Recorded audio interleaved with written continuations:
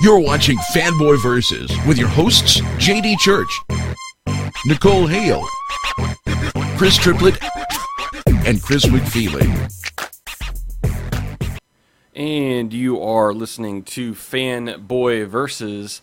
I am your host, JD, joined this week by Chris Triplett, Chris McFeely, and Nicole, who will apparently be back in just a second. Had a little tech issues today, per usual. So it is Fanboy versus Comic-Con and the missing week. Because we weren't here last week, so we're going to be catching up a little bit. We're going to be talking about stuff that happened out of Comic-Con. If you joined us yesterday, or if you have rewatched our live broadcast from yesterday, thank you. Hopefully that was fun for you. It was certainly fun for us. And again, we want to thank Mike Blanchard from geekcastradio.com for being on the show and joining us for that. Yeah, it was fun. It's a good guy. So, yeah. What a week. Yeah. What a 2 weeks. So was there any good news? That's what I want to know. That's what I want to know as well, and I'm going to ask that question to Chris McFeely because, that's what he does. I take that as a no. I heard Superman got delayed to 2013. The movie did, yes. I wouldn't call that good news, but yes, the I'm not touching that one. The Man of Steel movie was supposed to premiere December of 2012. Apparently, they realized that if the world ended then... I heard the lizard caused chaos at Comic-Con and got arrested. That is all. So now we've become the TMZ of comic book news as we release the gossipy information. Yes, the guy that plays the lizard was arrested, apparently for pushing a guard or something. So that's so awesome. Superman got pushed back. He should have threatened to release his lizard populace onto the Comic-Con, and snakes and stuff would come in. That would have been awesome. He was probably just I don't know. Anyway, allegedly, I don't know. Rise up, my reptile brothers. Rise up. Did you guys see the video of Andrew Garfield introducing the Spider-Man panel as well? No. No. Oh no! Well, it's at the very start of it, some guy in a wonky Spider-Man costume, like a store-bought Spider-Man Halloween costume, comes running up, grabs the Q&A mic away, and he starts saying some nice things, and then the mask comes off, and it's actually Andrew Garfield underneath. Crowd went nuts. Wow. Crazy. Nice. That was kind of nice. I gotta say though, the guy was near crying. He was laying it on pretty thick. Spider-Man seems to mean a lot to him. Huh. Well, I wouldn't think that from seeing that. Hey, that's yeah. Before I suppose we really jump into this San Diego news, because I don't want to talk all the movies and TV show stuff we got out of San Diego, but I will speak this for a minute because we saw the Spider-Man trailer this week. Yeah. All right. And it's a trailer for a movie. Apparently, we were lied to. Sam Raimi did not move away from Spider-Man. Come on. I don't know. I don't want to... I thought Spider-Man movies were going to be fun now. Yeah, I didn't want to prejudge it, but it does have that sort of... I thought we weren't getting the origin again. It does have... Well, yes. No, I think we'd come to the conclusion a while back that we were seeing the origin again with the which is so painfully unnecessary. We do not need... It is too soon to have this again. It just is. It just is. And also, crack a fucking joke. Yeah, I don't understand this emo thing that he's got. And what... The other thing I don't understand is, first of all, you see Peter's parents, and then the end tagline is there are secrets that you keep from others, and then the secrets that are kept from you. So it concerns me that they're going in this secrets of the father and something that is with his parents. I don't know. I direction. saw the trailer. I was watching it with my brother. Peter's dad says, "Your mother and I have to go take care of some things," and I just leaned over to my brother and I said, "We have to go and fight the Red Skull."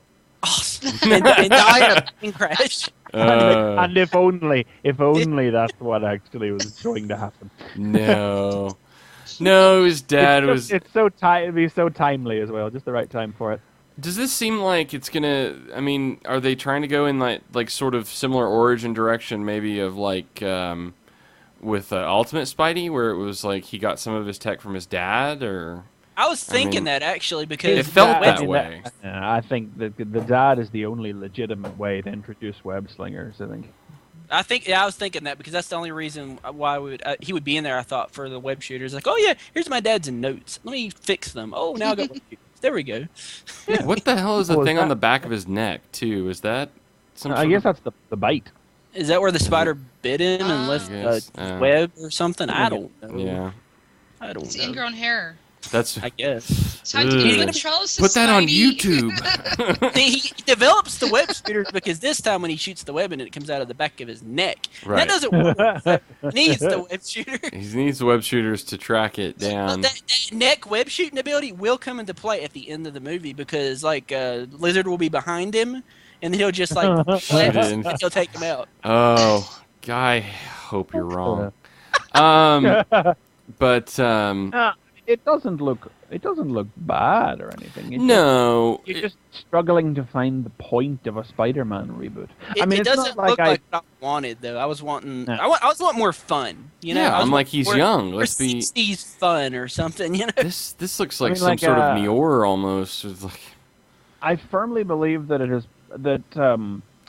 The superhero movie has moved on as a genre, if you can even call it a genre, from where it was when Raimi made the Spider-Man movies. I firmly believe that at the time, the Spider-Man movies, the first one, the first two anyway, were the best Spider-Man movies we were going to get as far as public penetration of the genre went, and just the way that these sort of films would have to be made.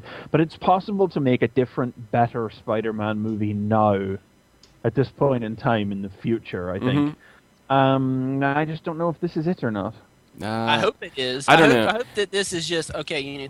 We're doing this. Here's the costume. Next trailer we got Lizard, Rise Up, My Reptile Brothers, or something. Well, and that is the thing. Like a trailer, the way a trailer is cut is not unlike the way a film is cut, and you can cut a trailer together and put music with it and set a certain tone, and that tone may be completely different than what the actual tone of the final film is. So, it could be that we're seeing, maybe they wanted like this first trailer to seem kind of mysterious, and we're just missing all the fun bits and the other stuff that are actually, in the film. I don't know, but he does sort of seem like a dark and, not very fun and lively character. I think it's that I think the problem comes in, and I said this to Brian, whereas, one of the things about Spider-Man is, his parents were killed when he was young, but he was raised by his aunt and uncle, and they were, for all intents and purposes, his parents.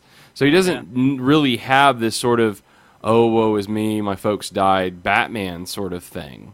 He didn't really know them. They weren't, relevant to his life.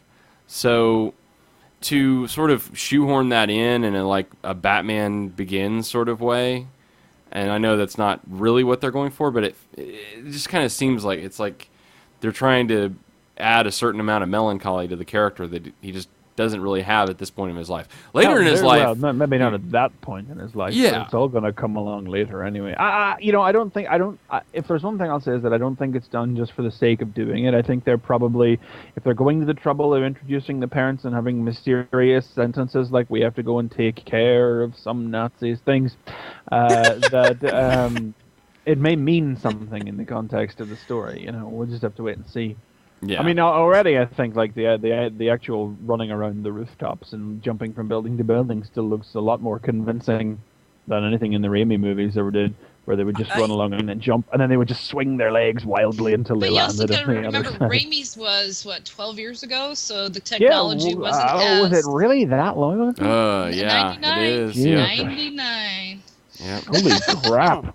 No, it wasn't. No, Raimi wasn't 99 because it came out after 9/11. The first one did, after, First okay. one. So, Yeah, that's right. They had to redo it because the original ending was going to take place with something to do with the two towers, like a fight over the two towers or Kilby something. says it came out in May 2002.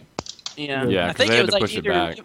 I think it was 2002. I think that sounds still a long time ago. Yes, it is. Yeah. Yeah, because that was one of the coolest trailers, and I wish they would have put it on the DVD or something, but I understand why not. So yeah, so that's one thing that's happening. And then, like, I I think... kind of want a first-person shooter Spider-Man game now after seeing that. God. I can't even imagine how you would control that. But It would be amazing. So, okay. Shot web. What other... I guess TV show real quick. We can talk that, a.k.a. Jessica Jones. No? You don't care about that? You can, but... I was just going to mention it. It happened. There's a thing. There's a thing coming on ABC. Oh, it's really happening? Canceled in 6 episodes, probably. Yeah. But hey, Luke Cage is supposed to be in it. It gets canceled, and then it gets renamed. What was the name of the comic that it was the newspaper? The Pulse. The Pulse. Yeah, it becomes the Pulse. And that gets So, do you think Bendis will become too busy with doing TV shows and he won't be able to do comics anymore? Maybe Brian K. Vaughan could come back from TV and start writing some comics again. Hey, can do like an exchange program. Yeah. Dear television, we will give you Brian K. Vaughan in exchange for Brian Michael Bendis. Please allow him to make TV shows. The abstract concept of television. Please allow him to take pre-existing television shows, add quirky dialogue, and otherwise change everything. So, yeah. Anyway, okay. Well, what comic news then, McFeely? If it's all Marvel. It's all Marvel. Well, it really is all Marvel. Well, I guess real quick though, we'll mention that most of like DC's panels from this weekend were like New 52 Damage Control. That's such a harsh term. Well, okay. I'm sorry, but I listened to the panel from Thursday, and the first thing that Dan DiDio does is comes out and has like people shouting out reasons for why they're afraid of the New 52 and what they're afraid of. And did he say we don't hate our fans? Is that what he said? We don't hate our fans. Is that what I don't know that he said that particularly. But I mean, the basic approach was to say, we know you guys are scared, and the point of these panels, which they had like 4 of them, was to make you not afraid of the New 52. So I'm not using... I mean, they never said damage control, but that seemed to be the approach of it. And I don't think it's necessary. I think they don't have to explain what they're doing. What they're doing is fine. I did see a little video of the people who were turning up to supposedly protest the New 52. You guys remember hearing about that, right? I heard about that. Yeah, I mean, did something happen with that? There were like 5 people. There were like 5 people? Yeah. I mean... the best way to protest is don't buy it. Until there were 5 people and they were all dressed up like the middlemen. Awesome. I don't know. They all dressed up as Jokers and Harleys. Listening to Dan DiDio, though, I realized that Dan is a prick and I love him for that because sometimes you got to be a prick. Yeah, and I think so. I mean, I think if you're going to sell a product, you have to be confident about it, and he seems pretty confident about what they're doing, and. Well, they must be doing something right because I reserved several new number 1s. I know. I mean, I went down. I got the one thing that did come out. I think this week was the DC preview for the New 52. It includes all the covers and brief descriptions of. I'd say brief descriptions of everything, but it's not quite everything because some things are just this is happening. And I don't know if that's a preserved story or what, but. And it was kind of interesting. I mean, I think I feel a lot better about some of the things that are coming out, and not as good about other things. But, I'm not going to read those things. So, like Justice League Dark, I'm not interested. Beastman or Animal Man, don't care. Nope. But it was kind of nice to have like one book to put out that had everything in it, so you kind of get an idea of what's coming along, what to expect. I know he read off the list to me, and I'm like, "There's no way I could afford all of that." There was one guy at that panel on Thursday that's like, "I reserved everything." I'm like, wow. You are gonna drop $160. Yeah, when I say I reserved a lot of number 1s, that doesn't mean I'm going to buy number 2s. That means I'm going to get number 1, yeah. And then I'm going to read it, and then if, like, say, for example, I don't like Demon Knight, then I'm not getting number 2, for example. I looked at what I'm kind of interested in, and most of the stuff that I'm looking at, there's stuff that I buy anyway. So I'm just basically continuing. I think Action Comics is probably the only thing. Action Comics, Justice League, Batwoman, but I'm probably not going to read, I don't know.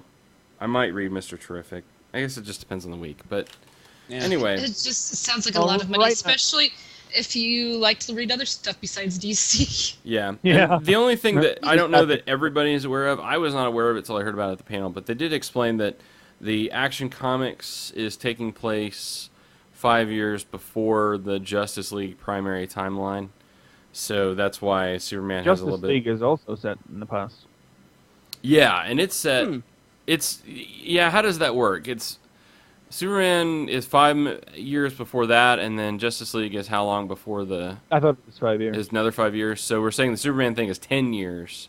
Maybe. And maybe that's how Batman can go through 4 Oh, Robins. Superman. So Why are this they is calling it Superman? They should just call it Superboy.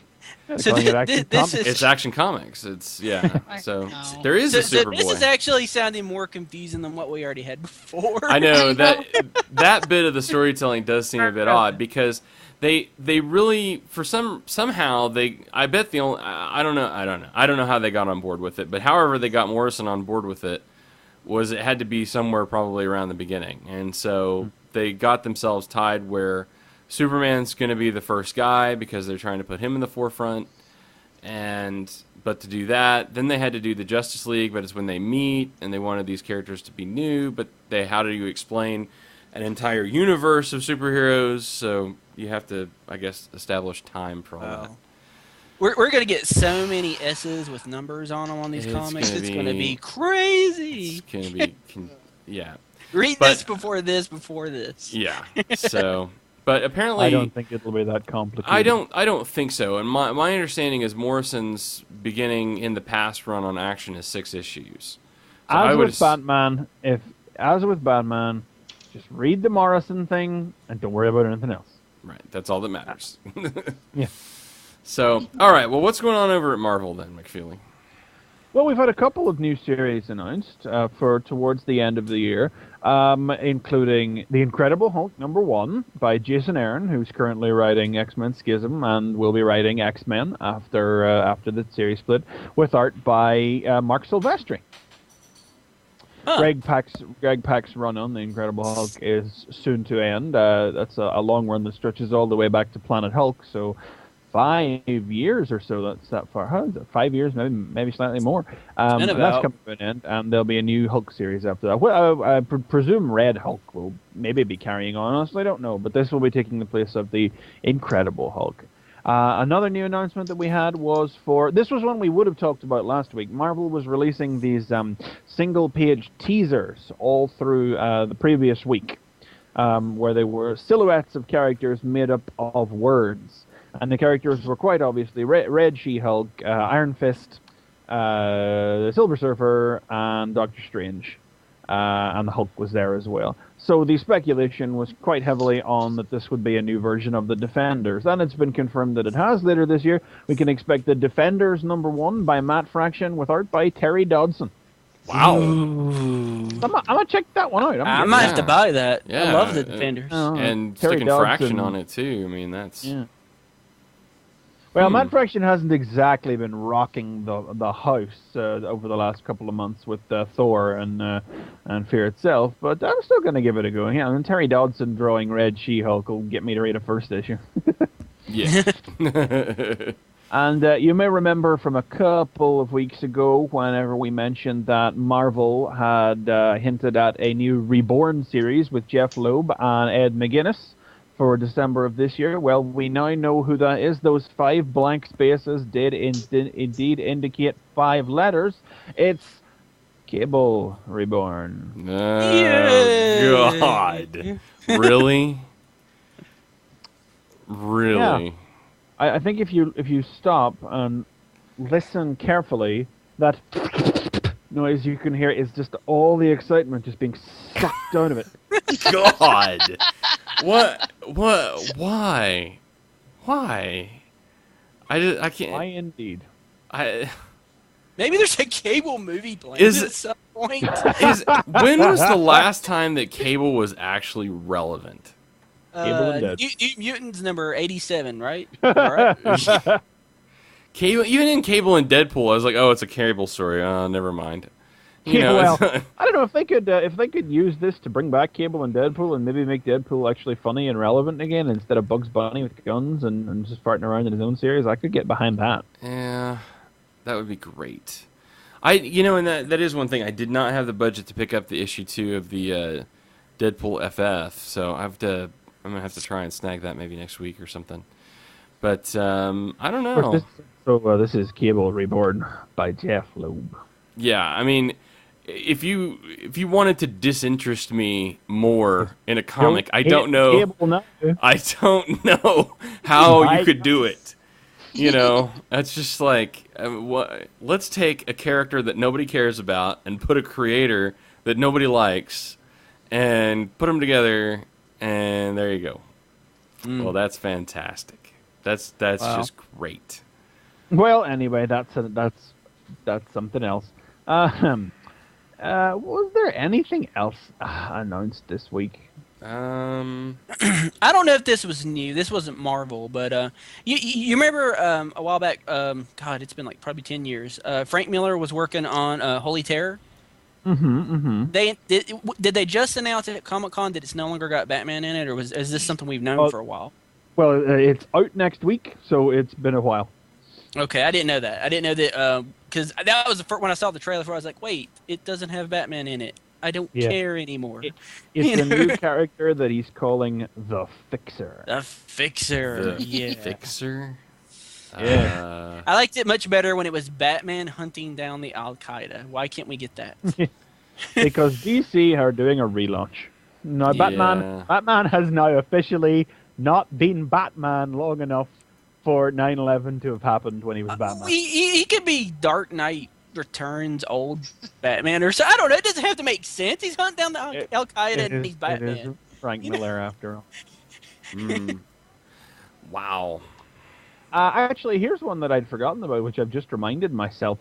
Speaking of the man himself, Image Comics have announced Saga, a new one that they have sat on the details of. It's about a family thrown together trying to survive galactic war. Why am I bringing this up? Because it's written by Brian K. Vaughan. Brian K. Vaughan, writing comics, might have to get it. It's actually like a TV show or something, but it didn't. No network picked it up, so he's gotta sell it as a comic now. That's why it's a comic, exactly. Darn. Are you joking or are you serious? No, I'm just making that up. Okay, right. It That's sounds hilarious. plausible. It sounds real. Oh, man. I guess we should, though, mention real quick the news out of IDW for Transformers. I know we mentioned it on the it's show worth yesterday, mentioning. but I think it's worth mentioning again. So, IDW has announced that they're not going to do just one, but 2 ongoing Transformers series. Robots in Disguise and More Than Meets the Eye. So, they're not tied to any pre-existing, title for those kinds of shows. So it's not like Rid or anything like that. No. More's the pity. Yeah. But they are going to be 2 different ongoing, assuming they're going to be involving, 2 different sets of characters, 2 different. Presumably. Yeah. Come on, Robots in Disguise wouldn't be bad. At least we get Skybite. One's going to be led by Rodimus Prime, and one's going to be led by Optimus Prime. There you go. Well, I don't know. Optimus might be dead. We don't know. Yeah. No, one will be led by Bumblebee, and then Maybe. yeah. So More to the point, though, the creative teams on these things is where the news is like. I can't remember which is which offhand, but one is being written by James Roberts and drawn by Nick Roach, who were the creative team on Last Stand of the Rectors, and basically the dream team that fans have been crying out for a year or more now. That's more than a year, definitely. Yeah, maybe nearly 2 years. And the other one is going to be written by John Barber, who was the writer behind all of IDW's Dark of the Moon material, and who has just, also we would have reported on this last week if we could have, been named IDW's senior editor. Hooray for John, well done. And it's going to be drawn by Andrew Griffith, who drew Foundation, the Dark of the Moon prequel that Barber wrote. So, frankly, this is completely awesome. Somebody on the AllSpark said they can be taught. And I guess, that really says it all. yeah. After three years or so of Shane McCarthy and Mike Costa, and all these little great ancillary things happening by these other writers. Somebody at IDW sat up and paid attention and actually gave everybody what we've been asking for a year. Awesome. Let's see how it gets ballsed up next. Yeah. So are they gonna end the existing ongoing and then relaunch 2 books, or are they? So they're not continuing this book and renaming it or anything.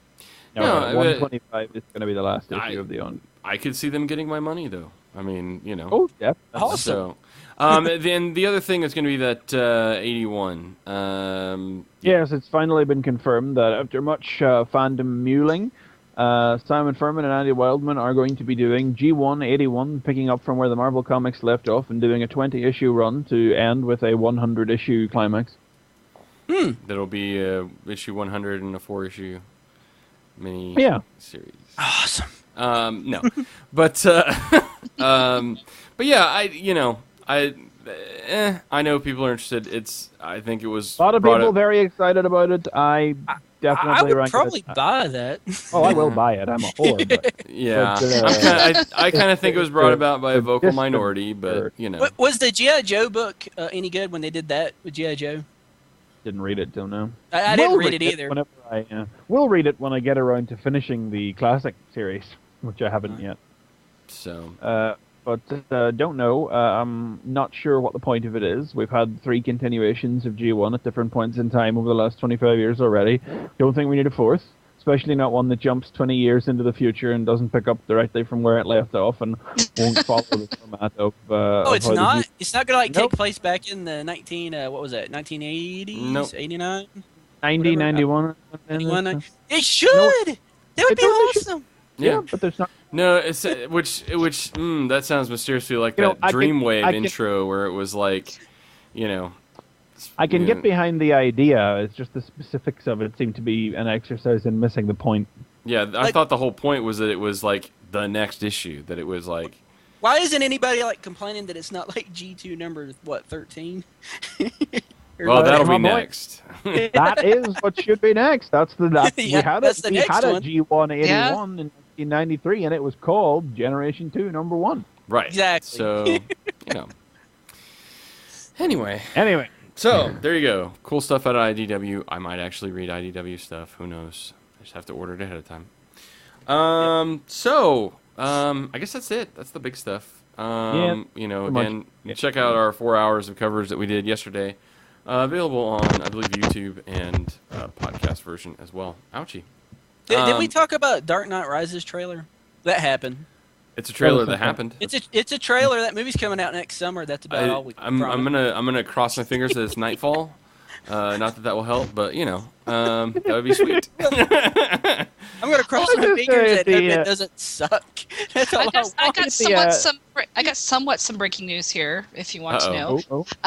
Captain America actually took down Harry Potter. I did not think that would happen. God. I thought Harry Potter was going to win the weekend again. I thought he was going to win the weekend too, but Captain America did it. He took Has he won the weekend, or has he just bumped it up? No, he's won the weekend. Yeah. There was absolutely nobody at our showing on a Friday night. I was like, this doesn't look good. I went to a matinee, and that theater was sold out for Captain America. Sweet. Yeah. Nice. We went to the Friday 7 showing, and there was not a lot of people there. And it was the 3D showing, too, so I was kind of surprised. Yeah. I think the thing about Potter is that that's a large part of the tickets. And I'm not trying to demean Potter when I say this, but a large part of the ticket sales really are the mad fan base diving at it in the first week, Transformers, to pick another genre movie based on something else that came out recently, has the dedicated fan base, but it's not large enough to inflate the ticket sales like that. It's just like the world wants to see Transformers, but Potter gets that. It's very front-loaded by its fans. Because it's got fans of all ages all across the world. It's an absolute phenomenon. So I don't know if it has the staying power. I can't imagine it dropped off particularly severely this week. But I must say, I'm surprised Captain America came out. I can't imagine that Captain America will beat it in any other country. But it's because it's America, isn't it? Yeah. America. Well, So these are the weekend totals that we're looking at. These are the weekend. Yeah, this is the weekend. 22nd to 24. Harry Potter took 48 million, whereas Captain America took 65. Awesome. So, And then That's Friends with far. Benefits opened at 18. So All right. Dark of the Moon. Where's Winnie Pooh at? Winnie Yeah. the Pooh, where's he at? Winnie the Pooh's is at number 8. Yep, number 8. So now Dark of the Moon was number 4. It was behind even Friends with Benefits at 12. So it may be dropping off pretty quickly as well. And then next week we got Cowboys and Aliens. Hardly quickly. It's been a month. No, I guess that's true. It feels quick, but I guess it's not. But at that pace, though, depending on what next week Harry has, he might. Revenge of the Fallen has already. I mean, Dark of the Moon has already taken more than Revenge of the Fallen did in its whole time. So. Yeah, I think it's going to be close. I think Harry might outpace it. I don't know. I think Harry's going to win the summer. Yeah. I'm sorry. Harry Potter has already crashed every single box office record except for all time. That's the only record they haven't crushed yet. I think it's not going to hit all time. Take it. I think it'll take the summer though. I think it's going to take the year. It's going to easily take the year. At 48 at this, it'll take the year, and I think that'll be at best. At 48, it'll drop a lot more next week. I'm sorry. In the first weekend alone, internationally did 450 million. So, anyway, but I think that's good for Cap. I mean, that's a strong opening as far as for comic openings. For comic films, that's the strong opening for the Marvel B movie. I hate to say it, but it is. It's the B movie. It literally inched out Thor by 100 million, or by 100,000. So not even So, yeah, it's right on the par with Thor. Now, Triple, have you seen it? Yeah, okay. I liked it. Try and recycle your video, Nicole, if you would. Yeah, I wish we could talk about it today. That's how much I liked it. I haven't seen it because JD. I haven't seen it because JD. Because I haven't seen it because it's not out here yet. JD just hasn't bothered, so that's why we're not talking. It's not bothered. I liked it, but Kilby is in love with it. Kilby would marry it if it was legal. I'm a little. Kilby said when we left, or when we were waiting for the credits to see the after credits scene, he was like, "I could have standed 72 more hours of that," and I'm like thinking, "Wow." Yeah, he said it moves pretty quick. Yeah, it's a pretty quick movie. So, I'm gonna really do my best to try to see it this week. No, it's really good. It's good. I went with my mom. She's not really an action flick kind of gal, and yet she's like, "That was good." She really liked it. And I think they're going to get non-comic people in because, like, my dad doesn't care about comics, but because it's in the 40s, he wants to see it. That's why my dad watched it too, because he loves America. It's this dude fighting Nazis in the 40s with a shield. Mm-hmm. That looks awesome. I want to see that. Well, we'll get into our full review and everything next week then, and we'll talk more about the awesome that is Captain America. I want to go see it again. So I think I want to see it again. All right. Well, I guess we'll talk comics then. Reviews. Better. We do that on this show. So Triplet, what do you got? I got some comics I don't normally review. Ooh. I have X-Men Schism, number 1. Schism. The big X-Men event. Schism. And Captain America, number 1. The brand new series, number 1. Speaking of Captain America. Yay! I'll jump into Schism first, I think. Okay.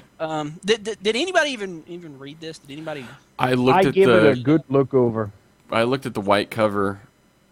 I almost didn't get it. I mean, because at first I was thinking about not getting it, but when they announced it, Uncanny X-Men was ending, and they were doing the thing, and there were gonna be 2 X-Men books in like October or whenever they're relaunching. I was like, I kind of want to get it now just to see what leads to that. And I'm a little bit out of X-Men. Like, I haven't read X-Men regularly in probably 2 years now. I did read 1 or 2 issues of like the series. Like, I think I reviewed an issue on one episode, so I get like bits and pieces of what's going on.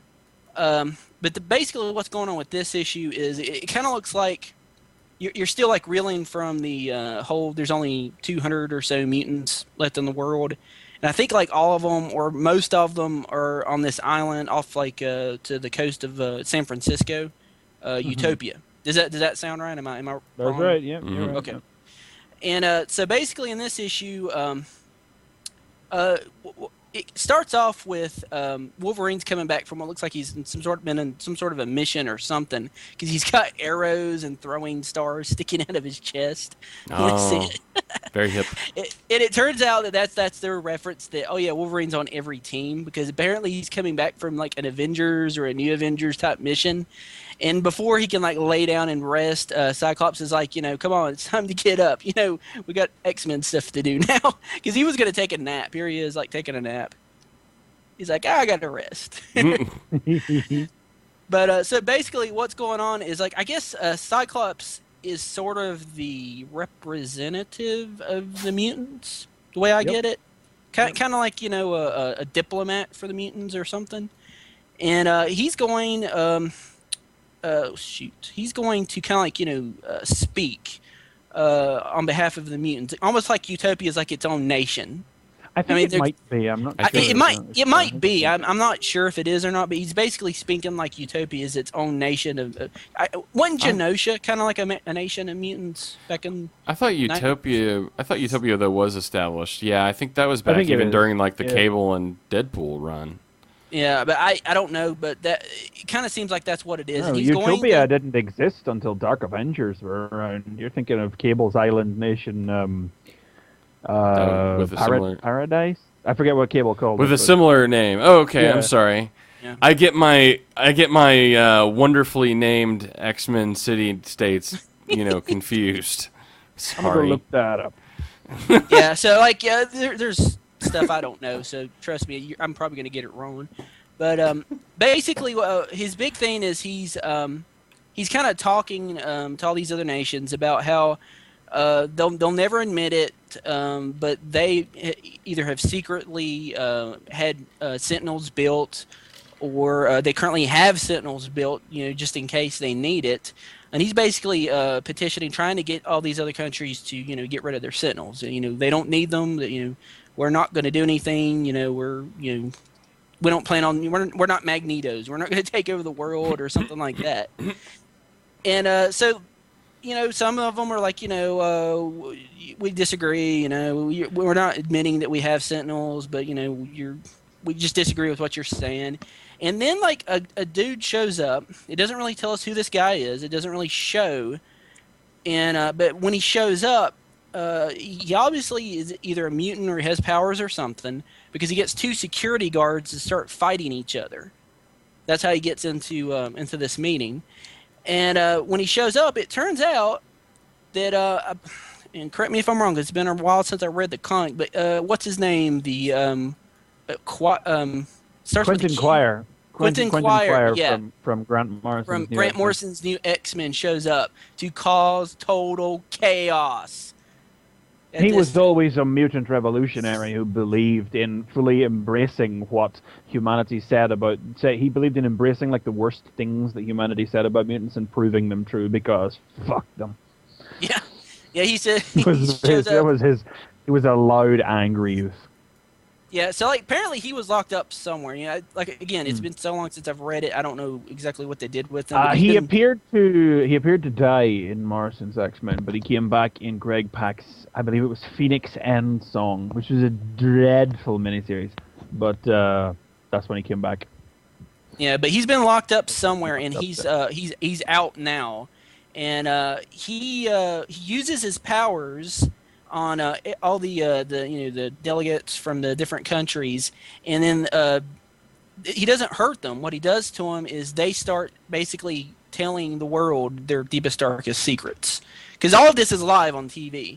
So then you've got like this one guy that says, "I beat my children. I do it quite often. In fact, I do it because I enjoy it." And then you got like a guy that says, "Hey, I'm cheating on my wife who's dying from cancer that I've been married to for 35 years. And then people just keep, just spouting stuff. And then you get like some ridiculous stuff, which they don't show who's saying it.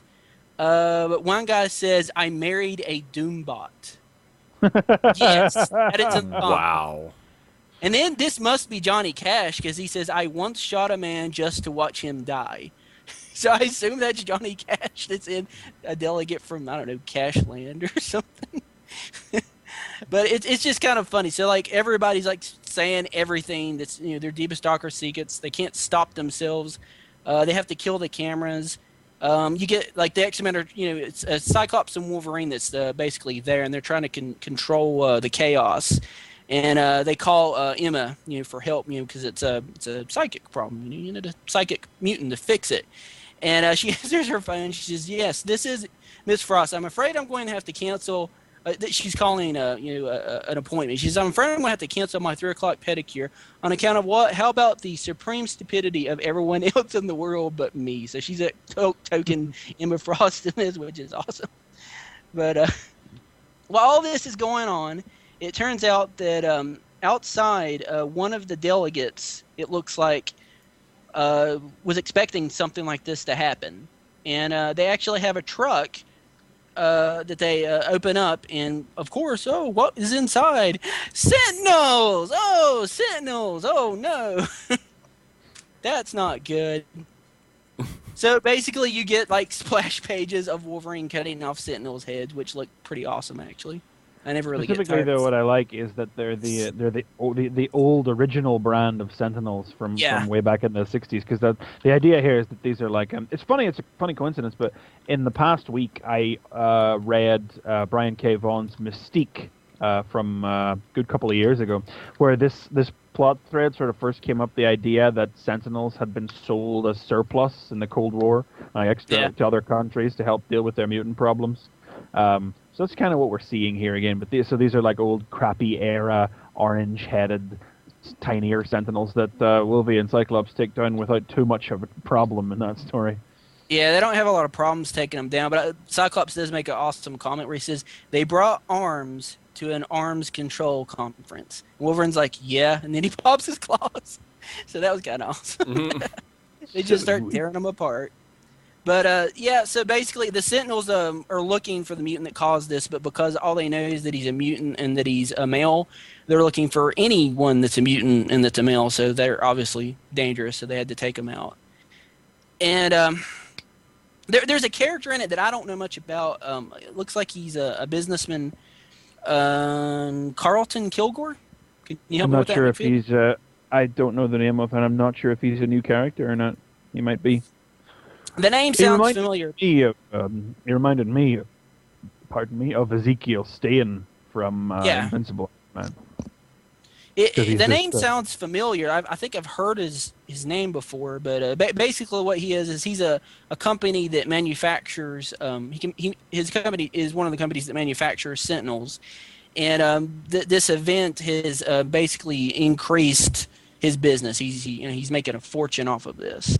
And check says that this is his first appearance. Oh, is this his first appearance? Yep. According to this, yeah.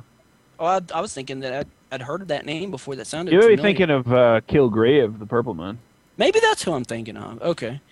But basically, he's going to make a fortune out of this, and his son apparently is just the worst little creep ever, because what he does is when his dad gets into this flying limousine, yes, it's a flying limousine, there it is, look, that's like Tony Stark or something, his son pulls a gun on him and says that he has taken over his company.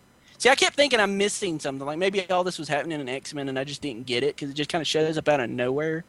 And it turns out his son is now like the CEO of his company. Everybody plotted this. And he basically throws him out the flying limo and shoots him as he's falling out of the limo. I don't know if you can see that. There it is. See? So this little kid is now like the head of this company that's making Sentinels. And as the issue's going, like basically Cyclops is just kind of taking this hard that that whatever I guess they've been working towards in the last 5 years with the stuff with Utopia is now just kind of falling apart in front of them, and there's not much they can do about it because every country has increased their Sentinels. So they basically have news showing like all these different countries with Sentinels standing in guard. You see Sentinels like over the pyramids in Egypt, and then you've got like Sentinels like in Russia is what it looks like, in Paris. I think they even referenced that there's a Sentinel coming out of like the oceans near Japan with a samurai sword or something. I think they make reference to that. Red Ronin. Yeah. So all this is going down. The son to Kilgore, that guy that was the businessman, he meets with this group of people, which I guess is like the main the main guys that own the company or something. They're all hooded, and they're talking like, you've earned your seat and everything, all this, kind of conspiracy kind of sounding stuff. Yeah, I called this right before it turned in the page. And then he goes to sit down at his seat. They all raise their cups to him, and they say, "Welcome, Mr. Kilgore. Welcome to the Hellfire Club. All hail the new Black King." And that's how it ends. Crazy.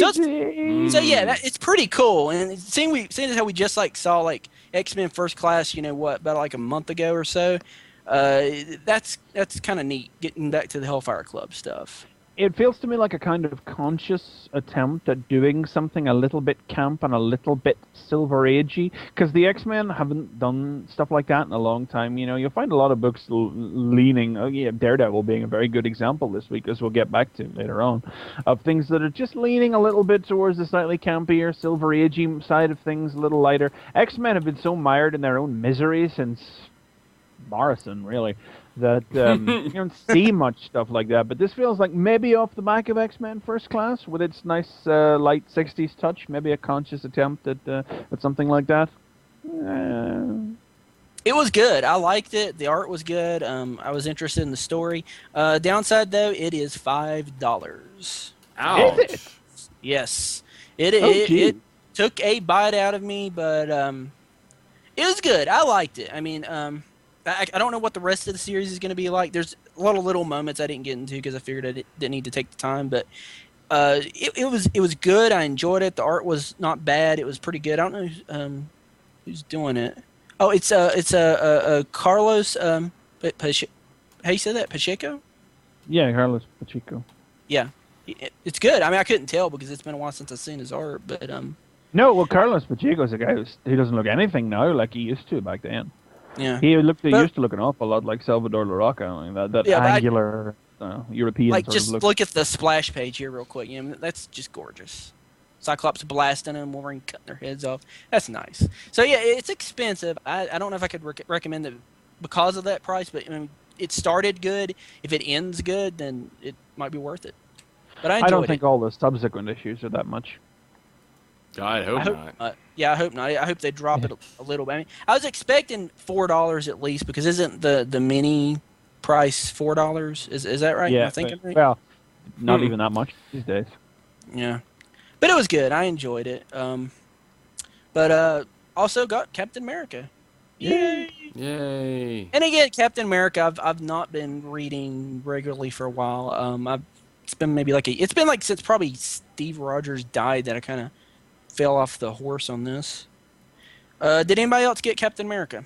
I did not. You did not? I know you were reading Bucky Cap, but yeah, I trade weight on it's the only book I trade weight on is Captain America. Yeah, but it's a whole new #1, so I guess that means that they've ended the run, the Bucky stuff. They're doing the same thing that they did with Thor in Captain America and Bucky #620 is out next week. Oh, so that book's going to continue, but it gets renamed, and This is going to be the Cap book. Okay, so that's going to be the Journey into Mystery. This is going to be the Cap. Yeah, that's exactly what it is. All right. The funny thing is, though, that I was a little surprised to realize it when I stopped to think about it, but this actually does have a good solid reason for it. It's not like Thor, whereas we all said the Mighty Thor #1 was just the next issue of Fraction's run, This is consciously set after Bucky's death, So now that consolidated run from Captain America #1 up to 619 of Brubaker stuff is the Bucky saga, Starts with the Winter Soldier and runs all the way through until Bucky dies. And now here we are, Steve is Cap, brand new start, something else, #1. So there's a solid rationale behind this, Beyond movie. And it feels like a pretty good jumping on point because, I've not, like I said, I've got the issues of Cap that have come out the last 6 months or so, but I've not gotten back into them because I was basically waiting for Steve Rogers to become Captain America again, and I thought, well, okay, I'll just go back and read them, once that happens, but it never happened, so I was like. But this is pretty good. I mean, I enjoyed it. It basically, and you're gonna have to help me out here because I don't know. You've not seen the Captain America movie, No. but you do know that there is a character named Peggy Carter in that movie. Yeah. I do not know if Peggy Carter was an actual character in the comic, or Yes, if or if they made her just for the movie. I'm not sure. She's a long-standing comic character. Okay, I wasn't sure because I know Sharon's been in it for years. Yeah. But I didn't know. She was introduced as Peggy's niece. Yeah, but Peggy, I think, predated Sharon. Yeah, because I didn't know if that was something that was shoehorned in later, or if she was around back when the comics first started, back in like the 40s or something. I'm not sure exactly when she first appeared, but no, she's a long-standing character. But basically, the issue it's kind of a series of like modern day stuff and sort of flashbacks to the 40s. But the issue starts with Cap is going to Peggy's funeral. She's recently died, and so him and Steve and Sharon's going, and Nick Fury's there with Dum Dum Dugan, and they're kind of just paying their respects. And then while at the funeral, somebody starts shooting at them and trying to kill them. And so Captain America, in very Captain American fashion, just goes running after the dude. And it's just this gray-haired looking guy that looks like a reject from I don't know, Wildcats or something. I don't know if you can see that. Don't be so harsh. Well, I don't know. Like I said, I didn't know who this character was either. I don't know if he's a pre-existing character. No, either, I believe the idea with this guy is that he is not supposed to be. But so like Steve gets a shot of him. He sees who he is while he's escaping, and he gets this look on his face. He's like, that's impossible. Like, this can't be whoever this guy is or something. And at this point, we don't know who that guy is. They start talking, and we get the flashback to the 40s. And it turns out this guy was one of, I guess he worked for Nick Fury back in the 40s. Maybe he was part of S.H.I.E.L.D. or something. Just some sort of another secret agent type character. Shoot, what else is going on this? They basically go on a mission. There's a character in it, Jimmy Jupiter? Is he a real character? Pre-existing character? Sounds pre-existing. But basically, they go on a mission. There's not a whole lot that's really going on in the issue. It's just kind of like, introducing you to stuff you already knew, that, hey, Captain America was in the 40s. Now he's not. He's in modern day. There's this character, Peggy Carter, that was in the movie. They kind of feels like that's put in there too. There's like this mysterious character that's trying to kill them. And they're kind of like piecing together information about him because they thought he was dead, and it turns out that he's not. They go to see this guy. I believe that this is, like I said, that Jimmy Jupiter guy that's in an old folks' home in the present day because he's supposed to be in a coma. Basically, stuff go down. There's something goes wrong. And really the only good thing about, like the thing I really like about the issue is how it ends. So I'm just going to kind of blow it and just tell you basically how it ends. Frickin' Baron Zemo's back. That's all. Oh! Wow. Baron frickin' Zemo is back. That's all that really matters.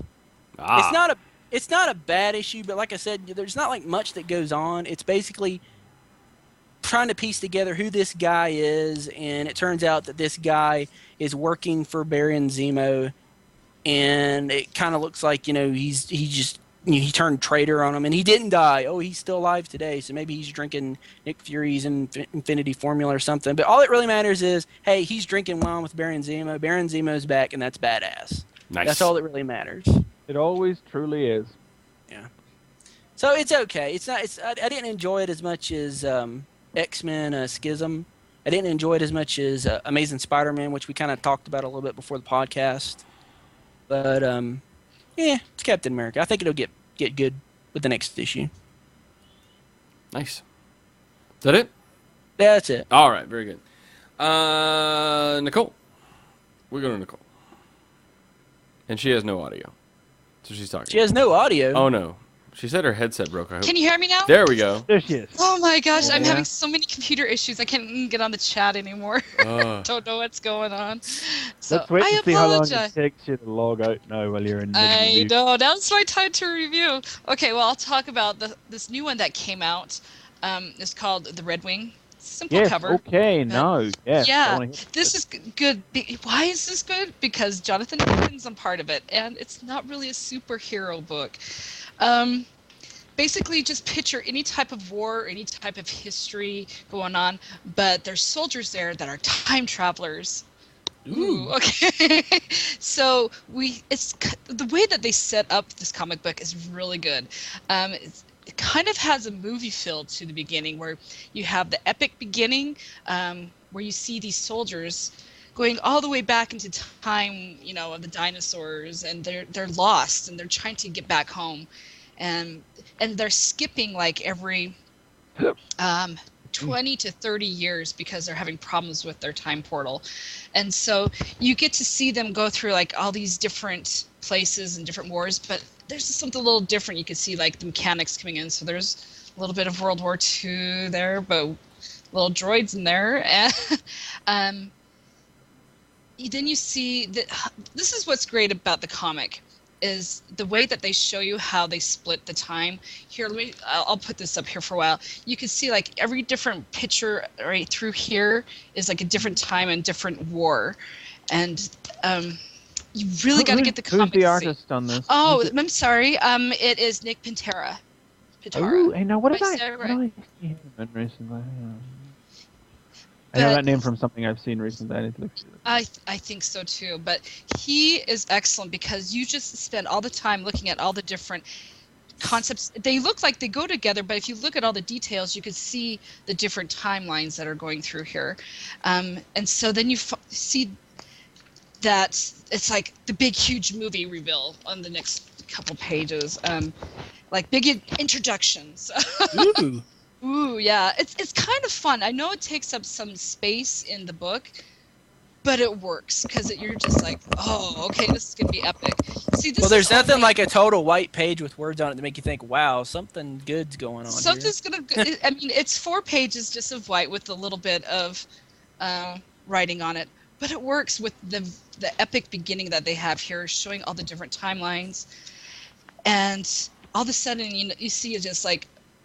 You're wondering, okay, what happened with this group of people? They're trying to get back to their time. And the very last thing you see is the pilot screaming for his life. And so then you get a big, huge, epic title screen. And then you go into the present day, which in this comic is the 23rd century, where you see these 2 cadets, Dominic and... I can't remember the other one. Valen. Dominic and Valen. There are these 2 new cadets that are going to get their first kind of training.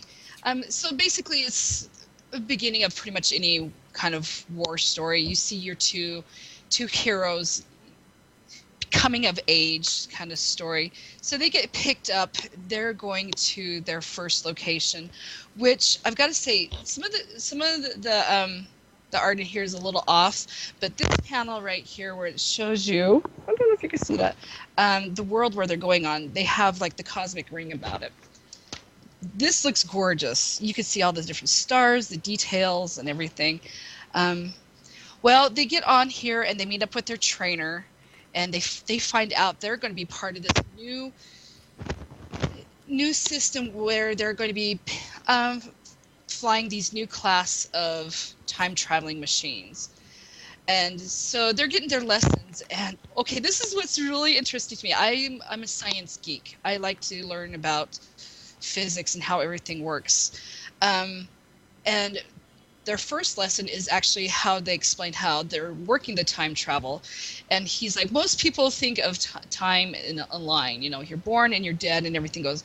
And he's like, that's not how it works. And so he's showing it's actually more of a cylinder type, or a circle. And this is how they can move about. Now, he goes through a lot of detail. It's kind of wordy right here. But if you're interested in how time travel may work, this is awesome. It's just like, ooh, okay, that looks great. And so they've come up with this little gadget that's able to find them through the different timelines in case they get lost. And then you come to find out that previously the guy in the first section was one of these cadets' father. And so he's thinking, oh, I could go back and find my father now. So then you skip forward again, and you find out where his father's at. Again, they do this great thing where he just skips through different times, and they break up the panels really well. You can see all the different time travels. And so he's figuring out, okay, well, I'm either 50 years ahead of this time or 50 years before. And he's thinking that he's in the 21st century. And so he woke up and he's got his full beard. He's been out for months. And so he's like, okay, I could get back. I just need to find some copper. That's all he needs is copper. Copper's pretty easy to find. Well, that is, unless you're a little bit farther back and you're back with the Aztecs. So he's going to be headhunted, and that's where you end up. You see him with all these Aztec warriors, and he's like, his last word, and it's like, damn it. I love it. This is such a good setup. Great writing. Art was fairly good in most of it. It's only one of 4 issues. It's just a short story. 4? Yeah, and it was really fun. Just to see how they split up the time travel, and like I said, it's very scientific. So of course I'm geeking out because of that. So I can't wait for the next one to see how they're going to go back and get his father, if they're actually going to find him. And so yes, I highly recommend this. I easily 4.5 stars right here. I didn't sell it that well. I really should check that out. Just the way that they did all the different time segments, awesome drawings. Oh, it's just yes. Yeah, I looked up Nick Pitara there. I remember where I hear him from now. He did part of Shield Infinity with Hickman previously. Ooh. He's the one who did the Archimedes in the Colossus of Rhodes versus the Kree Sentry story. Cool. Who's putting out Red Wing? I mean, it's not Marvel, right? It's Image. Image, okay. Yeah, like I said, it's only 4 issues, and every page of this issue had something that's just like, ooh, Even like I said, even the blank title pages is like, I should read. It says, time is not linear, and there is no paradox. And then it goes, the Red Wing. So, yay! I highly recommend it. Yeah.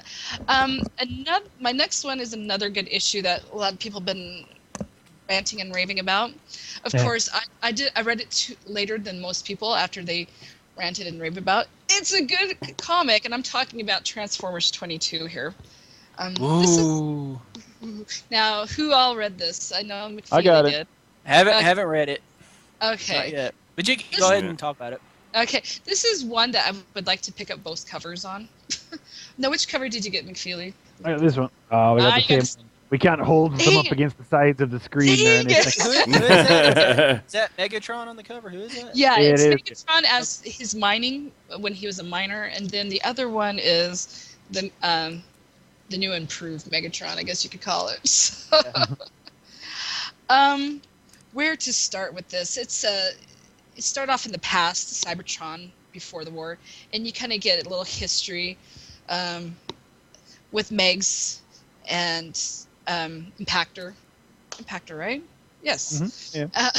I was thinking later on in the comic book, and they're talking about why they want to do this. This is kind of like Megatron Origins.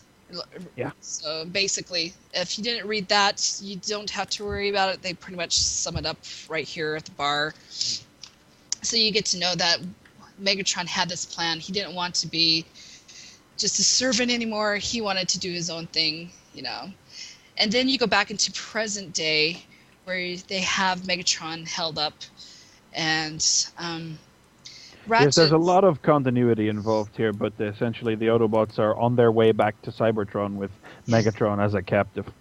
Yes, and this is a very, very talky comic. There's a lot. This is a total plot goes on pause, introspective, two people talking heads issue. So, and this is great. Yeah. No, but what they talk about is what's really interesting. So, Ratchet's doing his thing, and he wants to do some extra little side bits with Megatron, and they're like, you can't do that. You don't have permission to do that. So, go, Ratchet, go. A lot of that is returning to. I mean, part of what is singling out the work that James has done on Last Stand of the Wreckers and on This Is Good is because he's willing to actually go back and look at and embrace some of the concepts that Simon Furman brought in early on in the IDW run, like the idea that there are rules of war and things to be obeyed, whereas, under Shane McCarthy and Mike Costa, these things have fallen by the wayside and things have become much more the standard Transformers setup. Like, this is James actually trying to make use of the things that distinguish this universe on a socio-political level coming back in. Yeah, and so you see all the Autobots coming in because they want to get a look at Megatron. They don't believe, a lot of them never seen him that close up. So you kind of get a panel of different Autobots checking him out. And then I'll just fast forward a little bit. Again, I'll get to the point where everyone wants to talk about it. So Optimus says, leave us be. I want to talk to him. Shut the audio off. It's just going to be me and Megatron. So for, what is it, the next 1, 2... Oh, rest of the like issue. 7, yeah, basically, it's just Optimus and Megatron talking. Optimus is trying to make Megatron confess. Why did he surrender? Why did you do this? After billions of years, why all of a sudden? And of course, Meg's being the good guy he is. He's not saying anything, really. And of course, it's kind of fun just to see these two talk about different things that have taken in the past. Actually their very first meeting, and I thought that was kind of cool. Megatron's like, I remember the first time we met. And then Optimus is like, no, we met then. He's like, well, I guess I just had a bigger impact. So I thought that was pretty cool. I mean, this is not two cartoon characters posturing at one another, No. and that's the thing to take away from Serious. the whole thing. It's very, very serious talking here. I don't even mean in the terms of seriousness. Like, I just mean that these are not two leaders posturing ideologies back at one another. These are two people who are very old and very tired and have spent their lives fighting one another, but never truly, as both characters admit, never truly hating one another, just having to fight each other because they hate what the other represents. Just sitting in two chairs, unrestrained, back and forth, not even trying to debate if one is right or the other. They chuck a little rhetoric back and forth, but it's just two people who almost, they're so far lost in everything that they can almost see the humor in their own situation. It's kind of like almost two friends that had a big fallout for a few years, and they're just getting back together, and they're just trying to think it through. Like, fighting about, man? It's just like, like Megatron, we're getting the band back together. Where's scrap iron? We need to get the band back together. But you come to realize they both wanted pretty much the same thing. They just wanted it in different ways. That's always been the great tragedy of things. I think it was Furman who first really articulated that. But it's like you said, it's like two friends who had a big falling out, and they get back together, they chat, and it's like, what are we fighting about anyway? That time you killed me. Oh yeah, well, what about that time you killed me? Yeah, well, fuck you! And it basically took my arm. And of course, I thought that was interesting. Megatron called Optimus out. He's like, you always go for my cannon arm. Duh! So, no, it's just, I mean, each panel you realize something about these two characters that you've known for years, but it's not like these two characters are new to anyone, but it's very interesting to finally see them interact one-on-one with nothing else going on. And I think that's what makes this issue so good. You're just like, this is what you've been waiting for years, is just to see what's going on with these two. You want to see their past history. And again, you also get a little bit of flashback moments of Optimus and Megatron, seeing where they came from. Again, it's more of the origin story. But basically, at the end, Megatron still won't reveal why he has surrendered, and Optimus is getting somewhat perturbed, I guess, and he turns on the shockers. I guess that's what's going on. Variable voltage harness.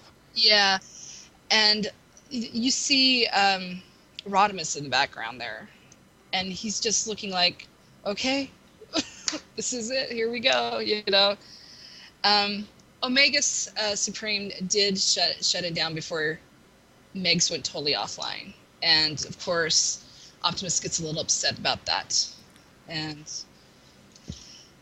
because he realizes that's not what Optimus wanted. So, and then the very last page, you see, again, another origin story where Megatron makes his final, I don't give a shit, I'm doing what I want to do. So, basically, this comic, it's really good. It really is. Just the interaction between them. It's very talky, though. So. Oh, it is a complete talking head book. Yeah. But I mean, part of what we've passed over here is some of the really key stuff that we see throughout the flashbacks is how after the bar fight between Impactor and some uppity cadets, Megatron is arrested along with Impactor, and he's brutalized by Whirl of all characters. I know. I thought that was like, where the hell did Whirl come from? Well, Whirl's bio has always pinned Whirl down as a character who proffers insane violence. So he's not a character one to do this.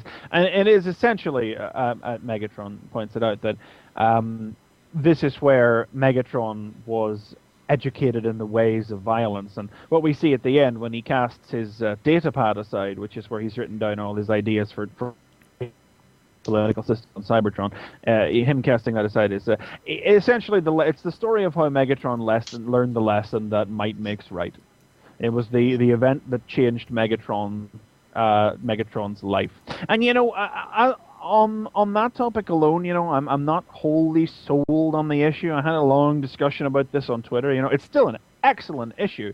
Oh no, but, it really is great. It absolutely, really is the level of just like the level of subtleties and just all the little touches in the dialogue is like nothing we've had in it. Maybe it's one of the best single issues of Transformers potentially ever, certainly from IDW. And some of the artwork is just beautiful in here. This that's the page thing, right though. Here with Megs and Optimus, I mean, that is just beautiful. It's beautifully done. This is by Alex Milne, and that's, you know, that is all the more reason I have to give this credit, because I have never been a fan of Alex Milne. Oh really? Well, he's only been doing movie stuff lately. Well, no, he did some very bad stuff. Well, everybody did very bad stuff back for Dreamwave. He did Energon. Oh, well, and he did back yeah, but he did Megatron Origin, and he did Drift recently as well. And you've all heard me say my piece on Drift in past episodes. And you know, he's done the movie stuff as well. But he is historically just been a guy who overloads pages with excesses of detail, doesn't know where to pull back, has annoying little tics, like really little tics, like when a Transformer opens their mouth all the way, there's no side to the mouth. It always expands out to the cheek guards of the helmet, as if there was just a big flap. Cat teeth is another one he's very big on. His humans have always been terribly squish-faced little ugly things, and the reason I'm pointing all of this out is because historically, he has shown no particular desire to take all this criticism on board and improve until about 4 months ago, when he did 2 parts of the Revenge of the Decepticons arc on the ongoing, and it was unrecognizable. I mean, I don't know what happened. I don't know what, but it is excellent artwork. He has suddenly, you know, I mean, whenever I first saw the Revenge of the Decepticons issue, Dawn had been drawing it, Dawn Figueroa, and I said, this doesn't look like Dawn. Who is this? I had to go back to the front page and say, this is Alex Milne. Are you shitting me? Holy crap! All he had to do to make his art look good was to stop making it look like he drew it. I think also helped. He, like I said, he worked years on the movie comics. I think that might have had a little bit of help. But well, you say that, but I mean, he drew the Drift miniseries less than a year ago, and it was shite. It's true. Yeah. I like Drift. Well, what I can remember of it. yeah. I remember talking about Drift, about how like all those characters looked the same. I couldn't keep a track of who was who. I mean, but then you look at the generics in this issue. Like all the characters in Drift look like Gundams who have accidentally stumbled into a Transformers story. But the generic characters in this actually look like Transformers, and more to the point, they're actually generics and not a sea of pointless cameos, which is another problem that's always burdened his stuff. I can't say enough good things. It really sounds like I'm ripping on him. They have a whole page of cameos here if you want to do the cameos. Yeah, but I mean that's active. That's actively called for by the script summary of you up to now. I mean, it sounds like I'm beautifully done. It sounds like I'm just taking the hand out of him vicariously, but it's simply to illustrate how much he has improved in such a sudden, short, shocking space of time. Yeah. The only thing I love this. Is he didn't give Emmerich Zara on his little triple-gated mouth. There is one panel in here where it's just Prime and Megatron, and they're both like, huh. I really like that one little panel of just them both sighing. It's just little downward laughter sigh. Or not, but it's really good. So. Nice. Well, I want to read it. Yeah, I it's wish. Really, I don't really quite rate it. I don't quite rate it as the solo story that manages to completely illustrate Megatron's transformation. I don't think it slots in with Megatron Origin very well. The Megatron Origin was terrible, but there was a kernel of a good idea in the first issue of Megatron Origin where they put across this idea like that Megatron had this uncontrollable hate and rage and anger inside of him. When he accidentally kills somebody, he looks down at his own hands and he can't believe that he's done it.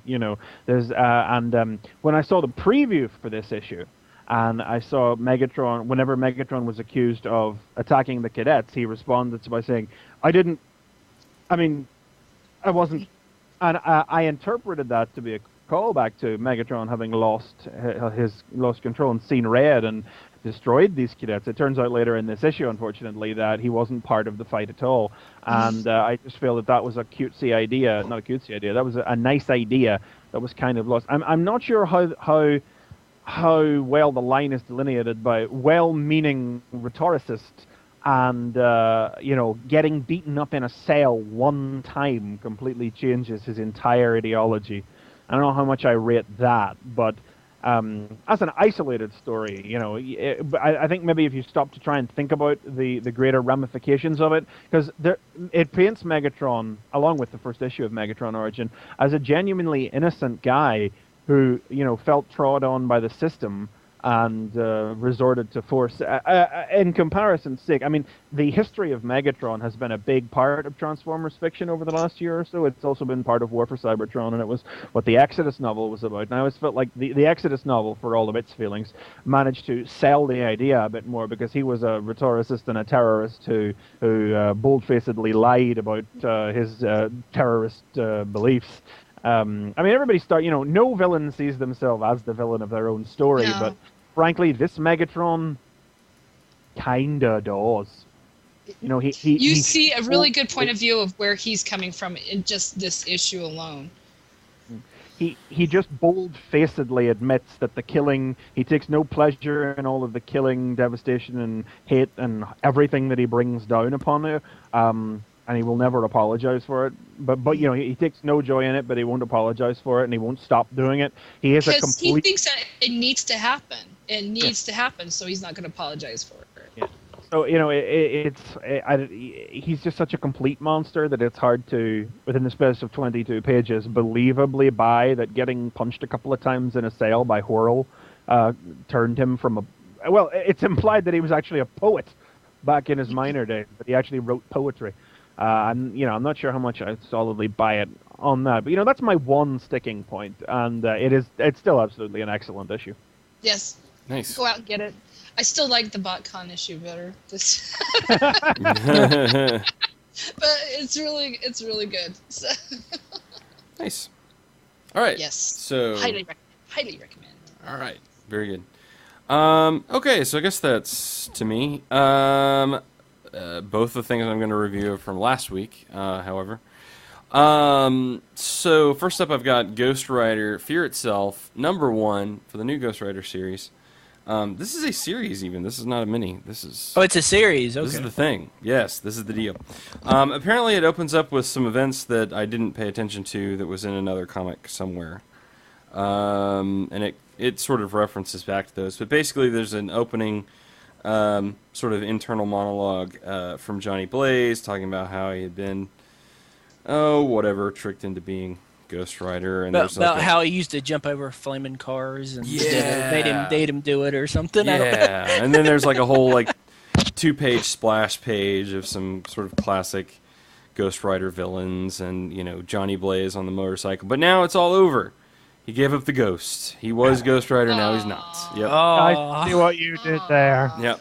Gave up the ghost. Well, I think that's actually the title of the comic is Giving Up the Ghost. So that's not me, that's them, okay? That's what they said. But anyway, he's all happy now because some stranger came along and took the Ghost Rider curse from him, and now everything's good for Johnny Blaze. However, back in the real world, everything's getting demolished here in Ohio by Sin, and because the Fear Itself stuff is going on. Lots of death, lots of bodies, lots of destruction, and who loves death and bodies more than Death Watch and Blackout? So they're basically Those just well-known and popular characters. yeah. Well, at least in Ghost Rider. Death Watch was the dude in the red suit, and Blackout was the vampire. Yeah, right? vampire. Yes. Yeah. Very okay. good. See, I used to read it, dude. Dan Ketch Ghost Rider was awesome. Bring Yeah, back that Dan was good Ketch, and stuff. I'll buy that book. Well, no Dan Ketch here, but anyway, so of course Death Watch feeds off of death, and well, both these characters really do, and so they're basically trying to power themselves up to 9,000 by feeding off of the death and destruction. In fact, Blackout is like holding half of a dude by the head as they're standing in this 2-page panel. Sort of gruesome, but I kind of like that because it's fitting in with, that Ghost Rider motif. Ghost Rider's always been a little dark, a little gory, so it feels right for when it. innocent blood is spilled, Yeah, vengeance rises. There you go. go. Like in the middle of their conversation, a like fiery portal opens up and out walks the new Ghost Rider. No introduction, no like backstory, just like here you go. Right. This chick, and it is the female Hold Ghost Rider. on now. Did you just say Ghost Rider's a chick? I did say that Ghost Rider is a chick. Holy! Bad freaking ass looking. I'll hold this up for the camera. Got to see this. For both of them. I gotta see. So, and y'all should be able to see that. Wow. The way her costume is, it's very, this is new. This is not, I guess you could sort of say it's sort of like the Dan Ketch, but it's not. It's basically an all black with a sort of flare leg at the bottom, but like almost seems like a 2-piece leather suit. Now, the difference is that she has these like red arm guards. On the right side, it's just a very basic streamline. On the left side, however, she has like full metal shoulder guard, full metal gauntlet with a larger metal red cover, and her motorcycle she carries around as just the handle.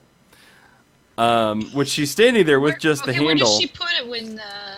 Well, what happens is, and there's a little bit of dialogue again, between her and Death Watch and Blackout, and they basically make reference to her not having her motorcycle. She starts running at them, and basically the motorcycle, it's sort of I guess you could say in a fiery Tron style, like comes out of the handle, and like she just drives straight at them.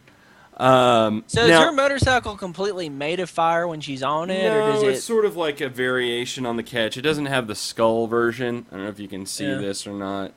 But the cool thing is that her hellfire actually like engulfs the motorcycle and is like these demonic heads around her.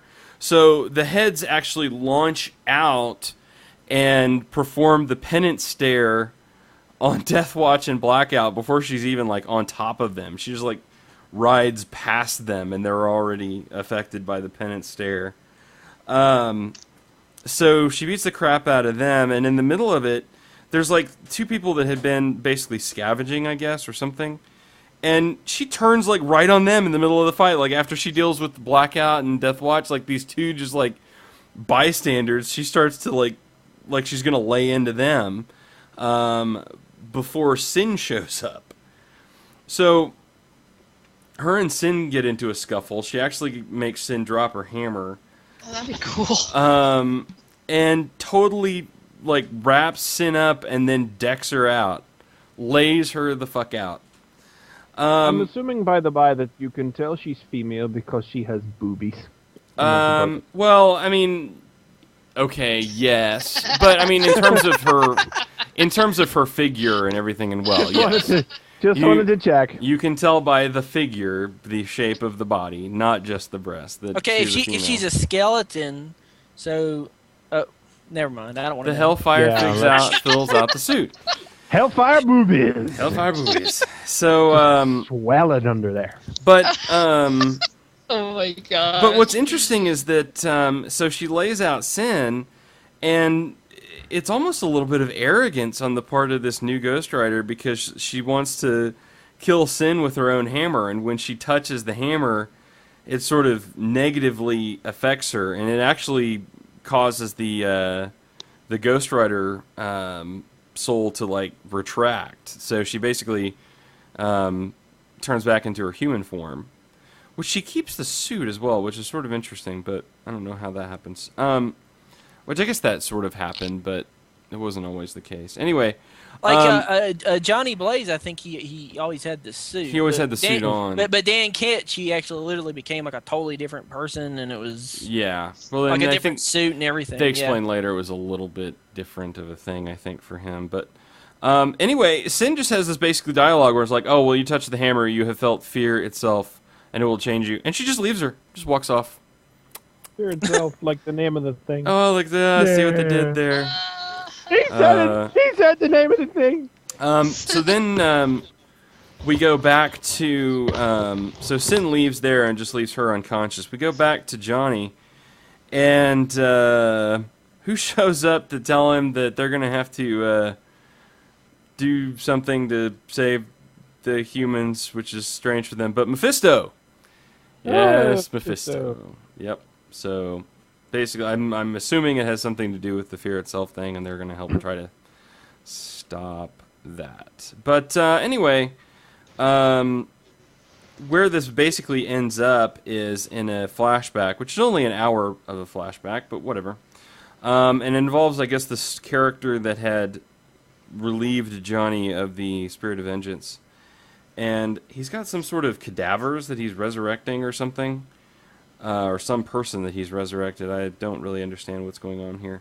Anyway, this guy starts to test out the like Ghost Rider chains, or he's like he has the Ghost Rider chains, and there's a whole like army that's being trained of some sorts, and this woman reaches out and grabs the chain, and when she touches it, it immediately reacts to her.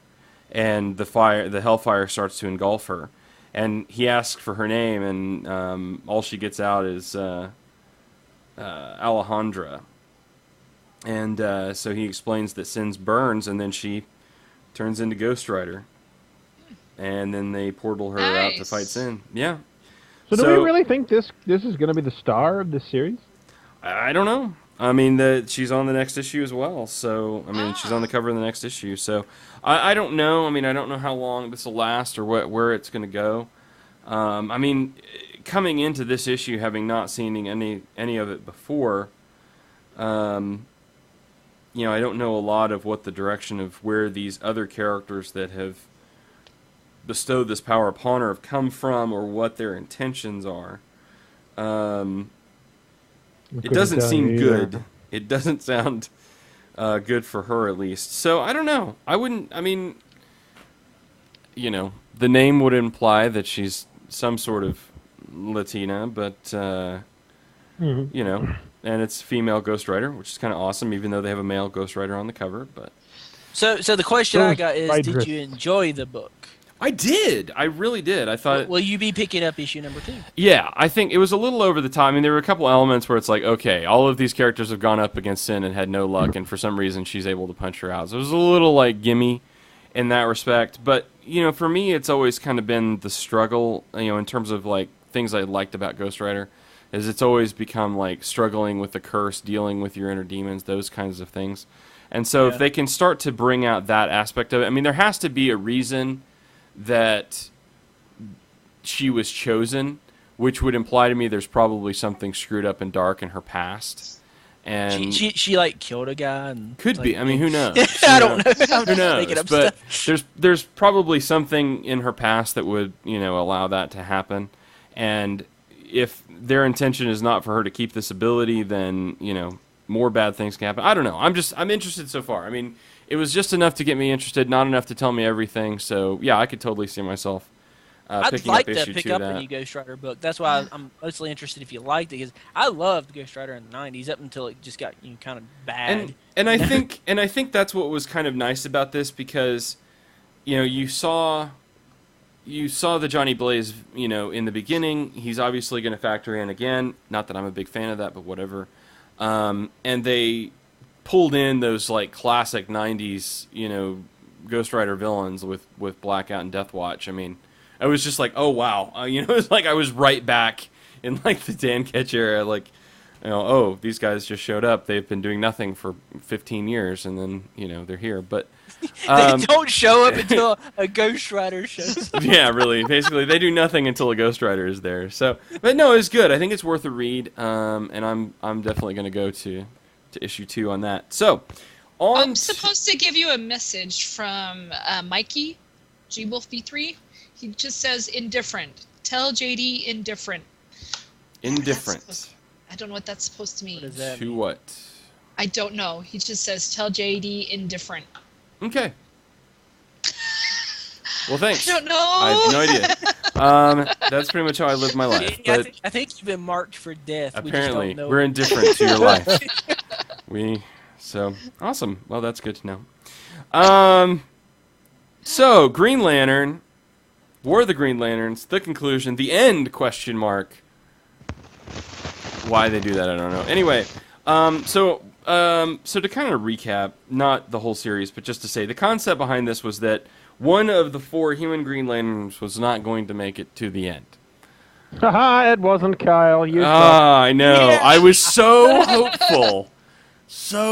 hopeful that Kyle would die. And at every page turn, I was like, is this where Kyle going to die? This is where he's going to die, isn't it? Dude, when you like got this and like you like sent me a message and he was like, dude, have you read Green Lantern yet? And I said, as long as the words aren't Kyle is dead, I don't. Yeah. And I was so heartbroken that he wasn't. We open up again with our Green Lanterns fighting the entity-possessed Guardians. Very interesting. Hal finally figures out that they need to get the other Lantern Corps leaders out of the Book of the Black. And whatever is drawn on the page of the book happens, and they just so happen to have an artist in their ranks. That's why Kyle's awesome. I'm just saying. Yes, Kyle is very good at drawing things. Very good at drawing things. So he gives him a construct pencil and tells him to draw the other leaders breaking out of the page. And there's even like a little dialogue. It's like, are you sure this is going to work? And he's like, I'm sure you're going to make it work. It's just like, you know, no guarantee that this is actually going to do anything, but it's the only shot they have. So lo and behold, it does work, and they come out, and the rings come out, except they don't go to them. All the rings go to Krona, because he's just a ball of emotion, I guess. Because he's a bad guy. He's a bad guy, and they want to make him the big, big bad guy. Yeah. So, you know, he lights up Ganthet, for one. And things just go from bad to really bad for our heroes. Yeah, I never thought rainbows could be so dangerous. I mean, look at that. And so basically, there's just a lot of like Double posturing. rainbow. There's just a lot of Double posturing rainbow in the and sky. That's just crazy. What does it mean? I don't, taste the rainbow. And Hal basically has in the midst of the battle is trying to have this conversation with Sinestro. And with Krona, I guess, is talking about how the Guardians are flawed, and Hal's like, look, we're all flawed. And Sinestro sort of watches this and realizes that, and it's sort of where we had known and things we had known about Sinestro this whole time, which is that Sinestro in his mind never really stopped being a Green Lantern, and even though he knew that aspects of the Green Lanterns were flawed, he still sort of thinks of himself that way. I think we learned that in Brightest Day, or in Blackest Night, the end of Blackest Night going into Brightest Day. But so he sort of tries to tackle Corona and save Hal from being killed. And in the midst of all this, a rogue ring comes out of nowhere, a rogue Green Lantern ring, and bestows itself upon Sinestro. That's awesome. So About shat. yeah. I'm sorry. This like series went from like I don't care to wow in like 2 pages. Just like it was like total left field. Like could not believe it.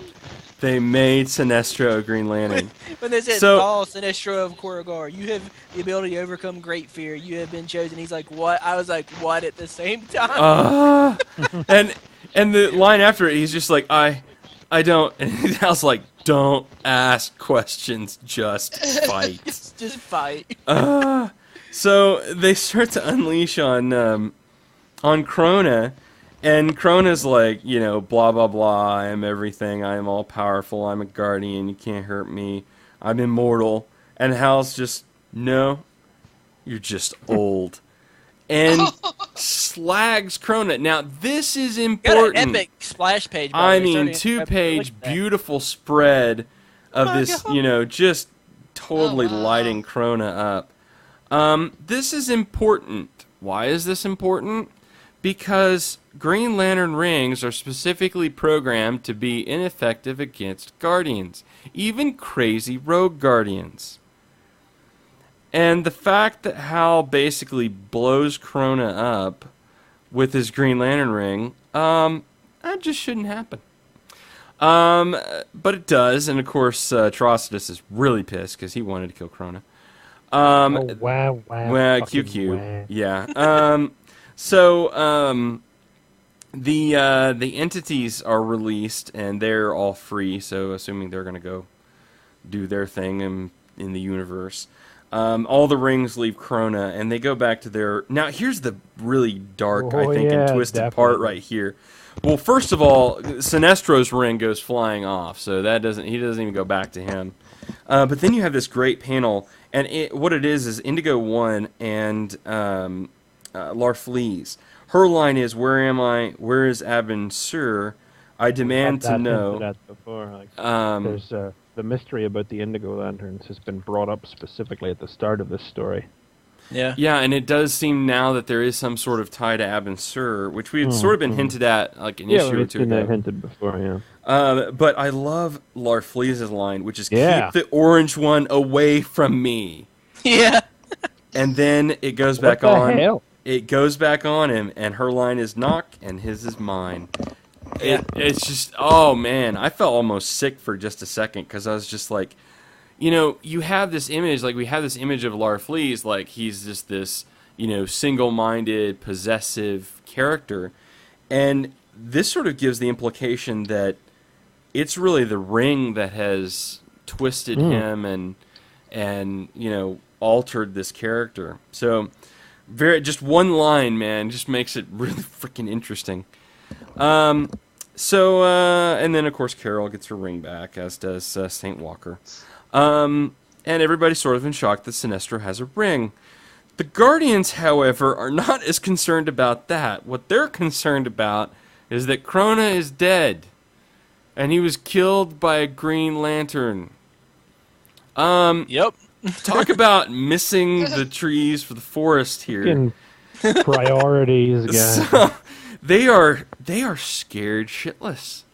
They are absolutely terrified, because even though Corona had gone crazy and was going to destroy the entire universe, take over in their mind, they are more petrified that Hal Jordan was able to break through the control of the ring and actually kill one of them, that they strip him of his power. They take his ring. Oh. They banish him back to Earth and tell him to get the fuck out. So Hal Jordan's out. They actually said that too, huh? Well, they Hal did. Jordan's out. Yes. Sinestro's in. What the hell just happened? Yeah. Yeah, seriously. Just like at the very end of the issue. And it's like, just, "Whoa, yeah, it's just like within the last few pages, they just take Hal's ring, like, bye-bye, send him back to Earth. And he's got nothing. Absolutely nothing. And the tag is Green Lantern 1 starring Sinestro, which was announced like right after this came out. They had that issue 1 of Green Lantern. It had Sinestro as a Green Lantern on the cover, and everybody's like, what? Now you know. And wow, this sounded like a really good issue. It was. It was a great conclusion. I mean, talk about a series that sort of floundered along, had a few interesting beats, but otherwise was just a lot of. It seemed like it was going to be interesting, and then it just stopped being interesting. And then you get to the last issue, and then like I said, in 2 pages, I'm like back. Yeah, it was just like I'm it totally was back on. Real briefly, I think I'll mention just the Aftermath, which that did come out this week. Nothing terribly, I mean, just a few interesting points, which was sort of hit on in some of the other Green Lantern issues. One, you see Hal coming back to Earth saying he's got nothing. You've got bits of Mogo orbiting like a ring, Oa. And again, the Guardians sort of, well, a lot of the Green Lanterns basically, especially these new recruits. You have a ton of these new recruits that were, when Mogo was just spitting out rings. And so some of them have, decided they're not really worthy.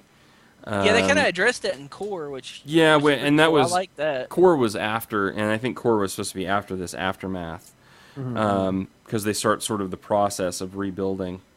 A lot of them give up their rings and just go home. And yeah, and they just they just leave.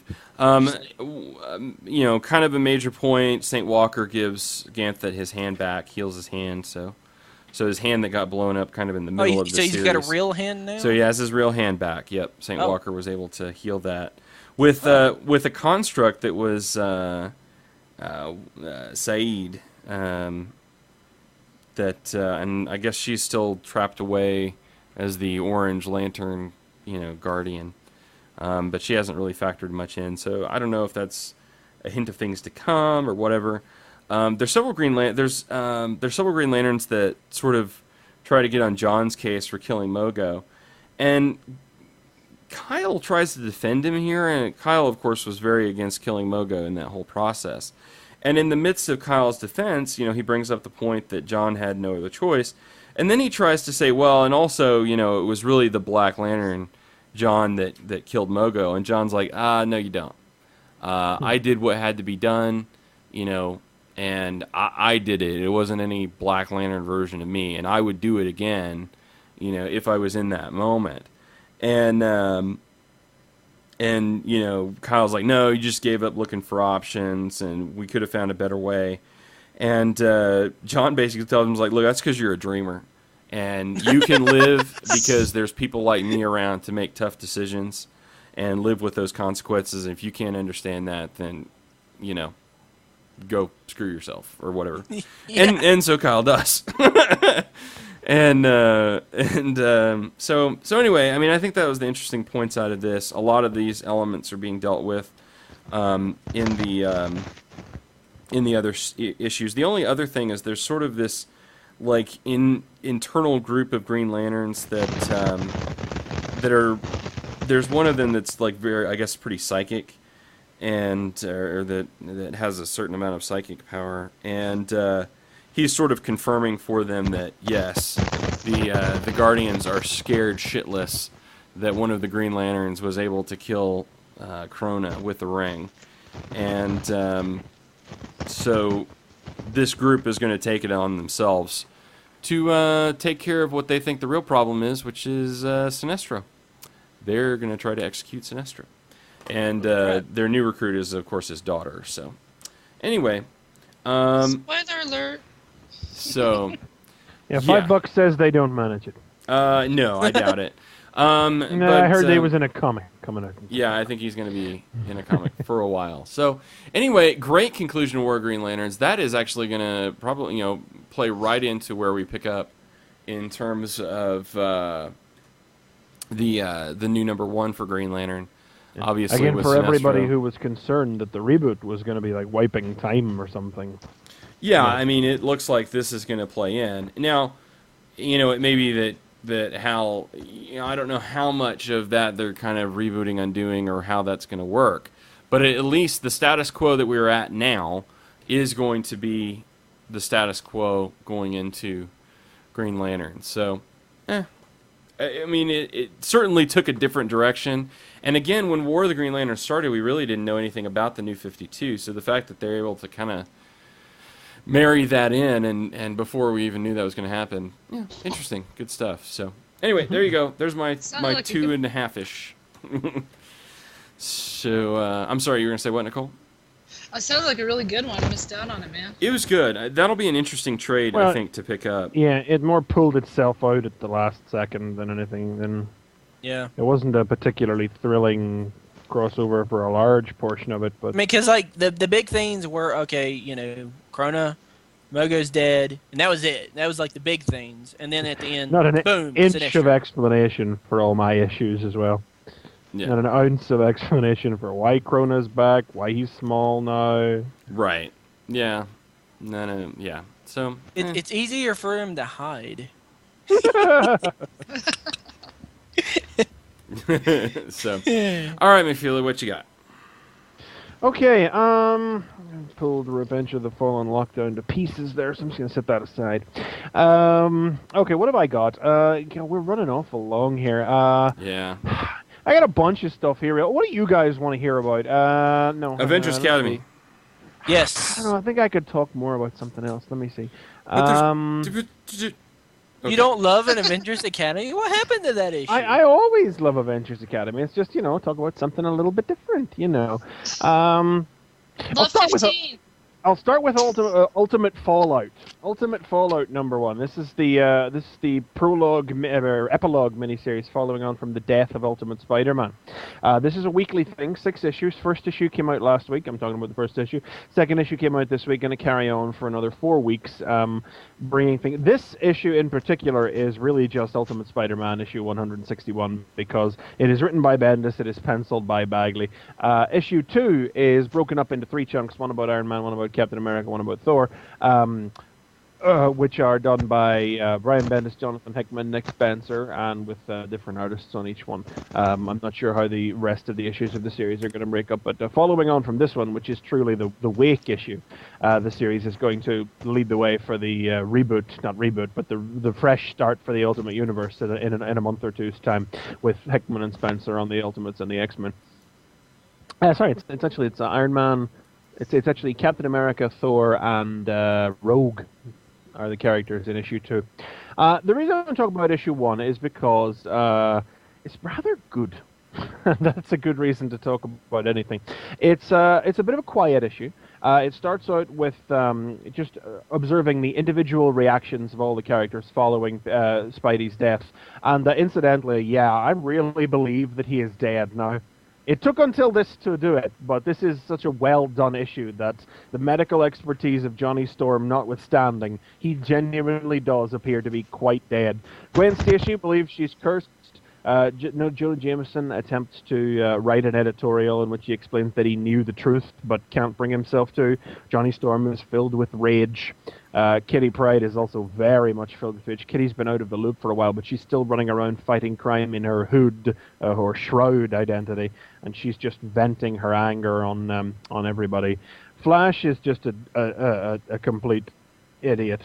Flash is the only person who turns up to school that day, and he says, "Was I the only one who didn't know Peter Parker was Spider-Man?"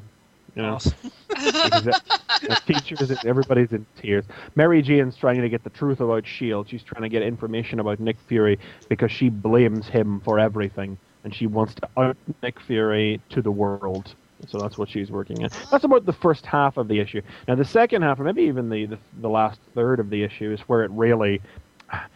it's the funeral. There's a funeral. You know, we never see the body. You know, but they are having a funeral, like a funeral in a church. He is dead. Tony Stark takes Gwen and Aunt May to the church. This is probably a real church in New York. I wouldn't know. Oh yeah, that's St. Peter's, isn't it? Yeah, something. Well, no, it's over by Central Park. Yeah, it is a real church. I've never been to New York, but I know that's where it's at. Yeah. Yeah. It's a real church. Oh, and recycle your video, Nicole. I'm sorry. Okay. Yeah. You know, Tony's just saying he's picking up the tab for the entire funeral, but Aunt May says she doesn't want it to be a big thing. But Tony says she doesn't really have much choice because it seems that most of Manhattan has turned out for Spider-Man's funeral. It is a city in mourning, you know, and it wasn't planned. Tony says, you know, it just happened, and he says that he thinks she should let it happen. You know, she can mourn privately later. The people who knew him can mourn for him later, but right now the city is in a complete state of loss, and it's these next two pages that are heart-shattering. Honestly, it's total. Total deliberate heartstring pulling work. It's very deliberately done. It's very considered.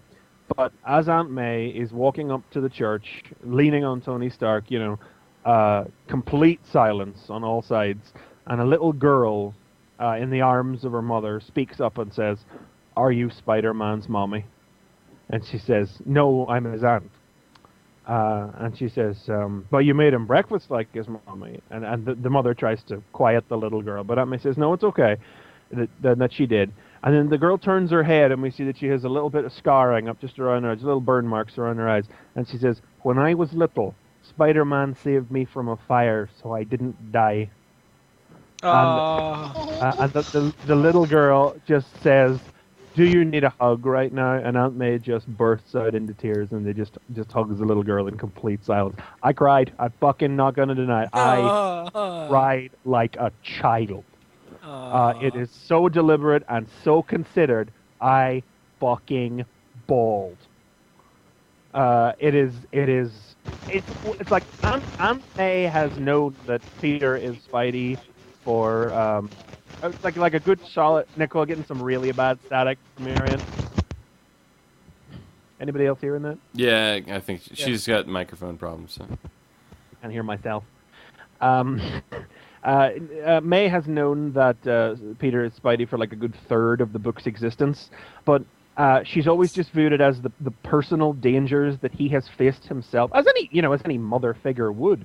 She's just viewed it as the personal dangers that he's fought, and she's looked upon it as he's fought villains. You know, I think this could be it's the only time I can recall. It's the first time that she's been confronted with the personal face of all the good that her son basically did with his life. That she never really grasped before this one time, just like this bold, this shocking moment of innocence in a sea of all these other emotions that comes forward, and it is, I cried. So, I'm crying now. What? Yeah. I didn't even read it. You just described it to me. Okay, I did not want this, but I kind of want it now. Well, absolutely well worth reading.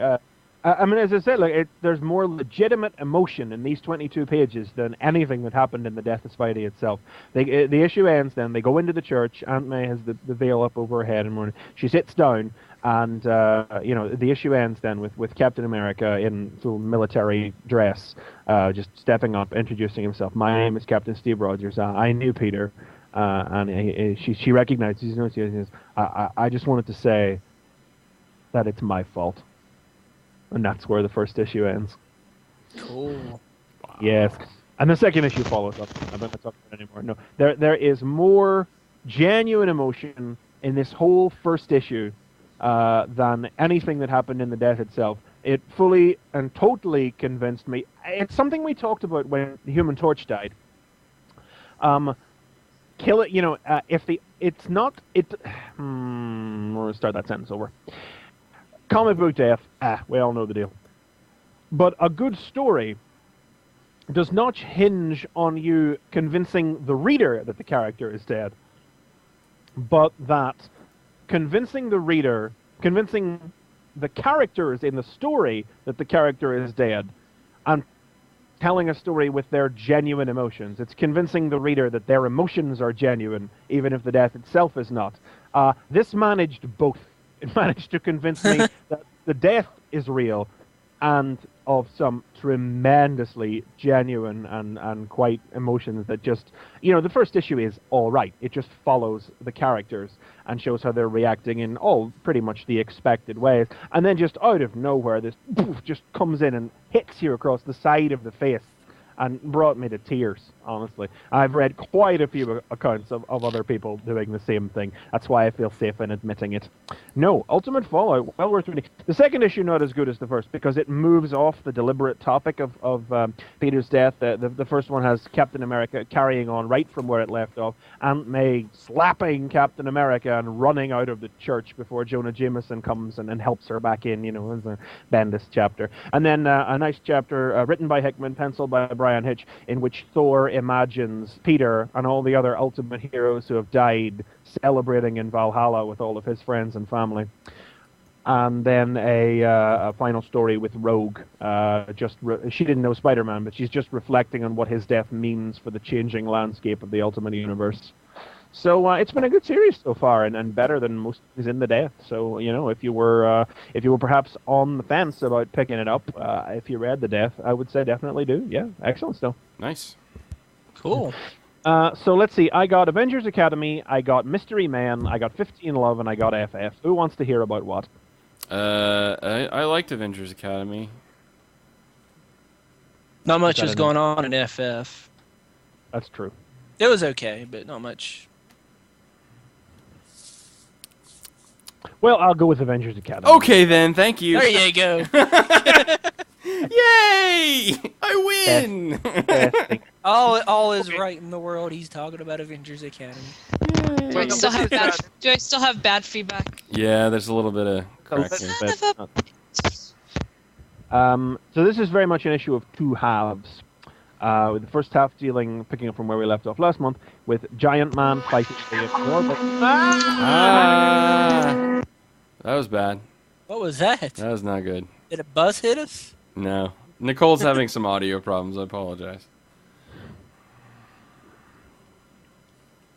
Giant Man fighting the Absorbing Man in Dubai, whose true personality has actually started to come out over the top of the god who's possessing him through his hammer, because he has so much hate for Giant Man after their previous encounter in an earlier issue of Avengers Academy. This is a decent fight. This is not the good part of this issue, really. No, it's no. perfect. Good. It's as good as Avengers Academy ever is. You buy Giant Man beliefs, but I've never been a huge fan of Giant Man. That I think is a product of the fact that when I really started to read Avengers, it was Kurt Busiek's Avengers in the late 90s, and he very deliberately and consciously put all the wife-beating stuff well behind him.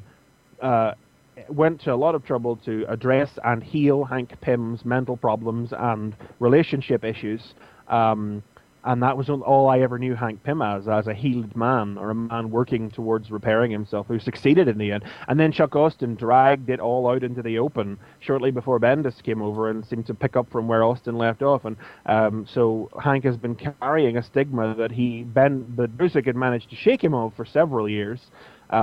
How long now would it be? 6 or 7 years he's been carrying this around, where previously it was a stigma the character had managed to shake. So I always have a little bit of an issue with this take on Hank Pym, mind you, completely awesome bit when he realizes he can't beat the Absorbing Man. He tears the top off a building, gets so big that he can tear the top off an evacuated building, lays it astride 2 other buildings to create an archway, and then beeps Jocasta to turn this arch into a dimensional door and teleports him to the frozen wastes of the Arctic. Nice. Awesome. Absorb some ice. Just saying. And then he passes out. Yeah. Well, now then, the good bit of the issue is when we jump back to Washington, where the kids are still fighting. Calm down, JD. Last issue, we had Metal's moment. And this issue is Vale. Vale is our POV character. Now, Vale was the original POV character for Avengers Academy, and she was the POV character at the end of the year during the whole Korvac thing. Whenever she went, I've always said Vale is the one that it's difficult to see going all the way, though we keep seeing these glimpses of a darker side. Now, in this instance, she pushes the girl out of the way of some collapsing rubble, only for the girl to tell her that her mum is still trapped inside. So Vale turns into mist, goes inside the building, and finds that, oh, thank God, the woman has in fact survived the collapse and helps her get out. She does little clever things with her powers, like we had in the that Spider-Man issue where she used her powers to simulate various smells to trigger memories in the other academy students to snap them out of Psycho Man's control. Well, here, she just turns herself into smelling salts to wake the unconscious woman up. Clever stuff like that. So she helps the woman outside. Basically, Vale is, it's really, it's a great thing. I really enjoyed this because it's like, yeah, Vale has always had a lot of issues, and she's. It was after the Korvac thing when she really came to the conclusion that she had to start doing things for herself. And she had to start becoming assertive in herself. And so this is a real victory for her. She takes control in a dramatic situation. It's a total one-on-one, person-to-person. She can't avoid contact with other people here. Well, and not to interrupt, but just at the beginning of this, though, when the little girl was there, I think an important point was that she was very hesitant at first. I mean, her first reaction was to tell the girl, look, your mom's just dead. Yeah. And then she stops and thinks, and she's like, I'll try. And so I think that was like, she had this moment where it's like her gut reaction would be to say, there's no hope. And then she, no, she's going to try to give it a shot. Yeah. And then she translates that into helping this woman fight for her life, really, to dig her out of this rubble. Yeah. I'm sorry, go ahead. Because out of the rubble they come. She helps because she can do very little because she helps her. She can't turn into gas and carry her out or anything. She literally has to walk the woman through, helping her push the right stones out of the way so they can get out, and they get out. Hooray! Yes, I was happy. I really thought that at the last minute the stones were going to collapse on the woman and that was going to be it. No. Oh, Katie. Oh, thank you, God. Thank you. Turn the page. One of those Nazi robots guns the woman down right in front of her daughter.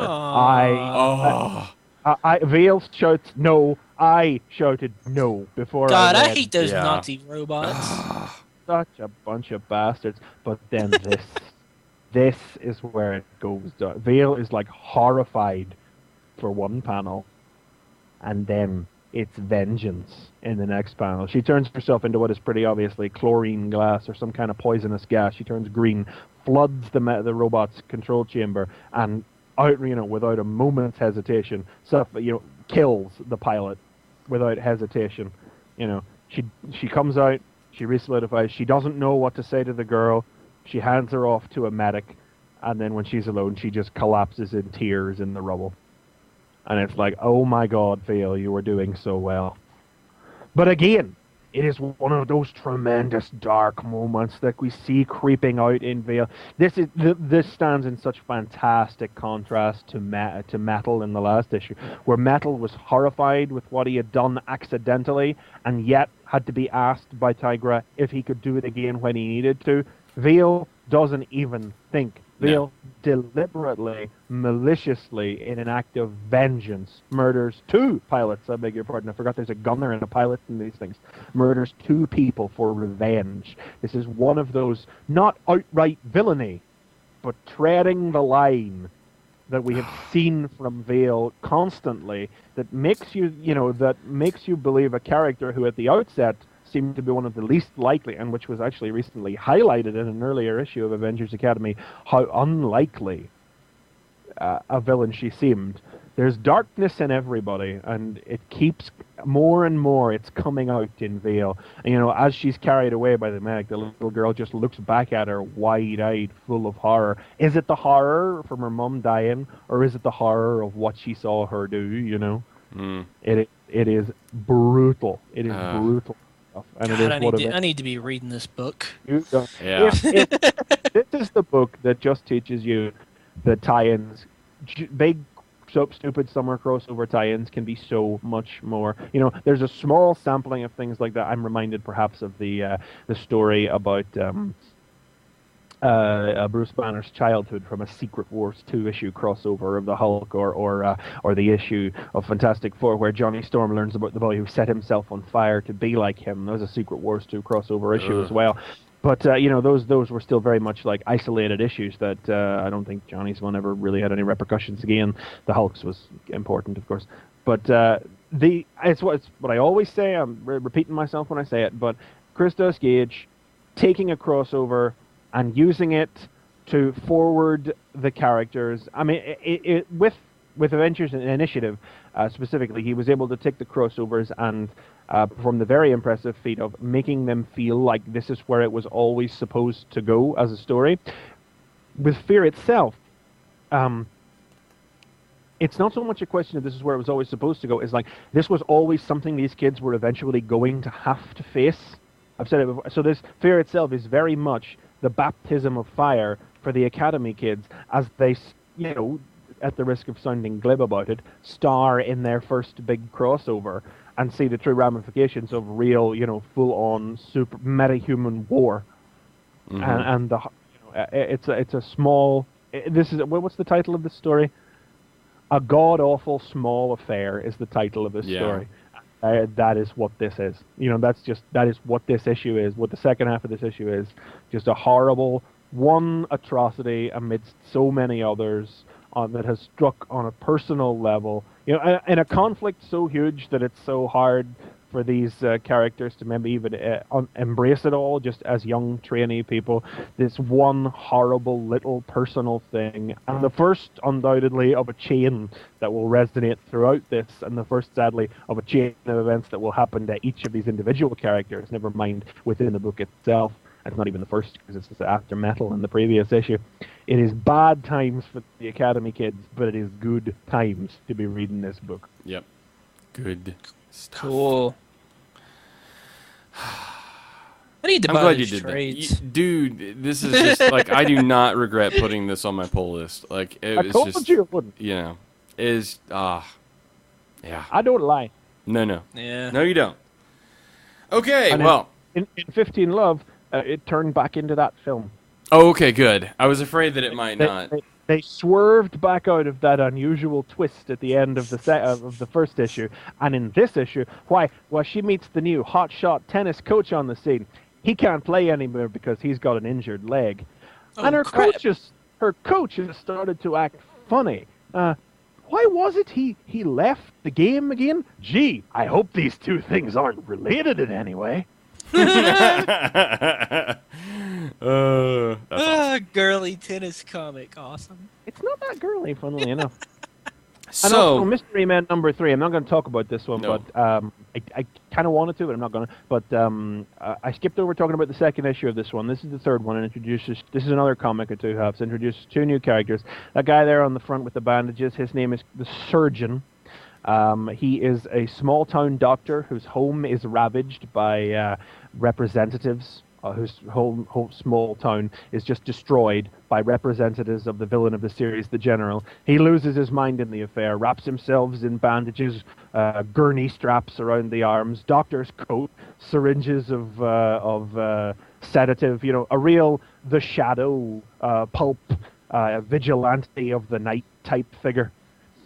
Who comes to New York and meets up with the other heroes in pursuit of revenge. And we are also introduced to the other cap on the cover here, whose name is Achilles, who's a real Doc Savage adventurer, pulp hero type character, powered by the gods sort of character, kind of a Captain Marvel, but pulp, you know. One of those great fun Indiana Jonesy type power of the gods, ancient relics tropes that, each character from Mystery Men has represented like different kinds of pulp and sci-fi, and in that little melting pot that this story takes place in. And Mystery Men continues to be well worth your time to read. So if you didn't read the first issue, you're missing out. And the Surgeon is the best character to appear in it yet. So Mystery Men, another one worth talking about. Nice.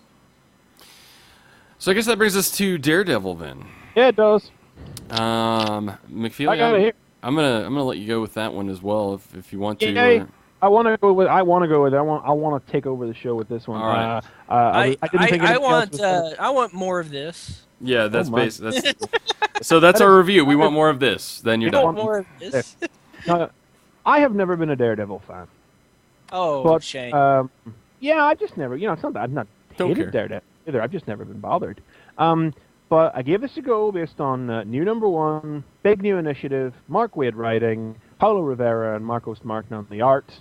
Not a big fan of Daredevil, but that is good enough, for me to give at least the first issue a go. Oh my God, am I glad I did.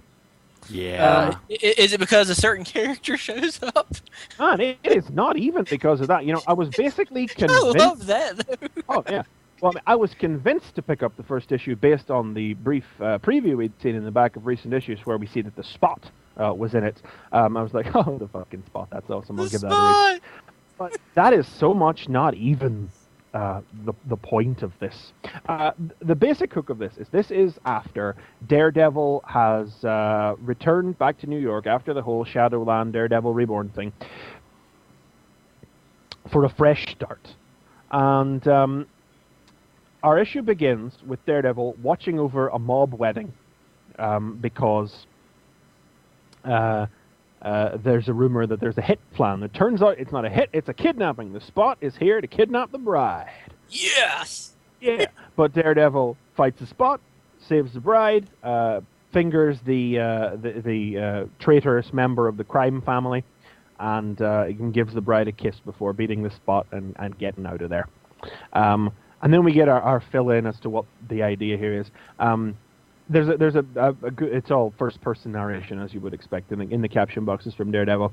And I really figured that they were just sort of setting aside the whole idea that Daredevil had been outed. Because across Brubaker and Bendis' run, and through Diggle's run, and through to Daredevil Reborn, Daredevil has just gone through absolute hell. His identity has been outed. But in here, he says, I spent a lot of time and effort trying to finesse that genie back in the bottle, but the 24 news cycle eventually did the job for me. Basically, news moves on, people move on. He's not headline news anymore. And I really figured that was it. I would have been happy with that as an explanation for a fresh start. But Mark Waid is better than that. Mm-hmm. Even though he wants this to be a fresh start, and he brings that up, he provides a perfectly acceptable out in the world of comic books. It's actually nowhere near done with. It's absolutely, it's completely ruining his legal career. It turns his trials into farces, as all the prosecutors basically work Daredevil into every sentence, using the idea that he's Daredevil, even though it's not legally proven, to counter every claim he makes, and he's getting ordered off cases by the judges and everything. But he is then approached after the most recent trial by Kirsten McDuffie, the new assistant district attorney, who indicates to him that A, she really believes he's Daredevil, and B, that there is something going on with his most recent client. There's a reason he was the only one who would take his case. There's something going on, and, if Daredevil was around here, that should be something he should look into. And so he does. Now, I'm not going to blow the last page of this. This is a true story. This is a $4 book, 30 pages of story, 22-page lead. Oh my God! When it's done, there's a second story. I turned the page. I was so happy. Well, I knew there was more comic, right? But I get to the last page. They've done a very clever thing with radar chaff to scramble Daredevil's radar. I turn the page to see who it is that has attacked him, expecting the story to go on. There's something on the page. I go, ooh. Yeah. I looked out to see, to be continued, and go, no! I was actually annoyed that the story was over. I turn the page, there's a lovely backup, that's all well and good, but I was disappointed that I had reached an ending I wasn't expecting. That is the extent to which I was enjoying this comic. And then our backup strip is where we really explore Mark Waid's premise for this title, which is that Marcus Martin art. Oh my god. Oh, I thought Martin was doing all the art on this. He is going to be doing. I think issue 3 is going to see him come on. I think going to be alternating, just basically. But we'll leave the art till after, because that we could talk forever about the art alone. This story is just basically Matt and Foggy go for a walk through New York, in which it is basically laid down. The explanation is that after Bendis and Brubaker and Diggle, Matt himself makes the point that every time he thought he'd hit rock bottom over the last few years, God threw him a bigger shovel, which is the most concise explanation, genuinely, of what the writers have been doing to Daredevil for the last, I don't know how many years, the better part of the last decade. His life has been hell, and he's been written into such corners as it has to just resort to explanations about the 24-hour news cycle to get him out of, which he's not even truly out of, because you can see there's no escaping what has been done to him, that it's even affecting the stories now. But the conceit is that if Matt Murdock actually stopped to think about what he has gone through, he would go crazy. He just wouldn't be able to handle it. And so now, Daredevil is truly a man without fear because he lives in today alone. He takes every moment as it comes, not thinking about what will come next, unable to think about what has come before for fear of losing his mind. A man who can fear nothing because there is nothing else but now. And that is a startlingly deep rationale for what is essentially an attempt to make Daredevil a bit fucking cheerier. Yeah. Yeah. I mean, he's smiling on the cover. I mean, that says enough to he's cheerier. I didn't really think about it, but yeah, he is smiling. And when I can't remember the last time, if ever, he was smiling on a cover of an issue. There is a very, very conscious, very deliberate attempt to do something a bit Silver Agey with Daredevil. Not completely Lee and Kirby, man, bull, purple man. Watch out, he's on stilts. Daredevil, not that rubbish Daredevil. But it is a very lighthearted approach to Daredevil. And as I say, I am not a man who really cares for Daredevil, so this hooked me right away. I am genuinely curious as to what long-term Daredevil readers will think about this, though. Because this is a Daredevil...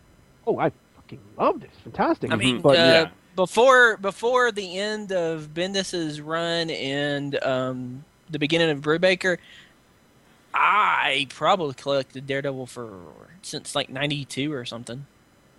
So, well, I don't know. Yeah, Brian specifically. I saw him. I wondered on Twitter whether anybody who'd read Daredevil before Kevin Smith, what they would think of it. Now, my boss is basically the biggest Daredevil fan I know. He's been reading it since he was a child, but he has fallen out of keeping up with books over the last year, so he hasn't actually read this yet. I don't know what his opinion will be. I tried to describe it to him, and he didn't really like the sound of it, but I would really like it if he could read it so I could find out what he thinks about it.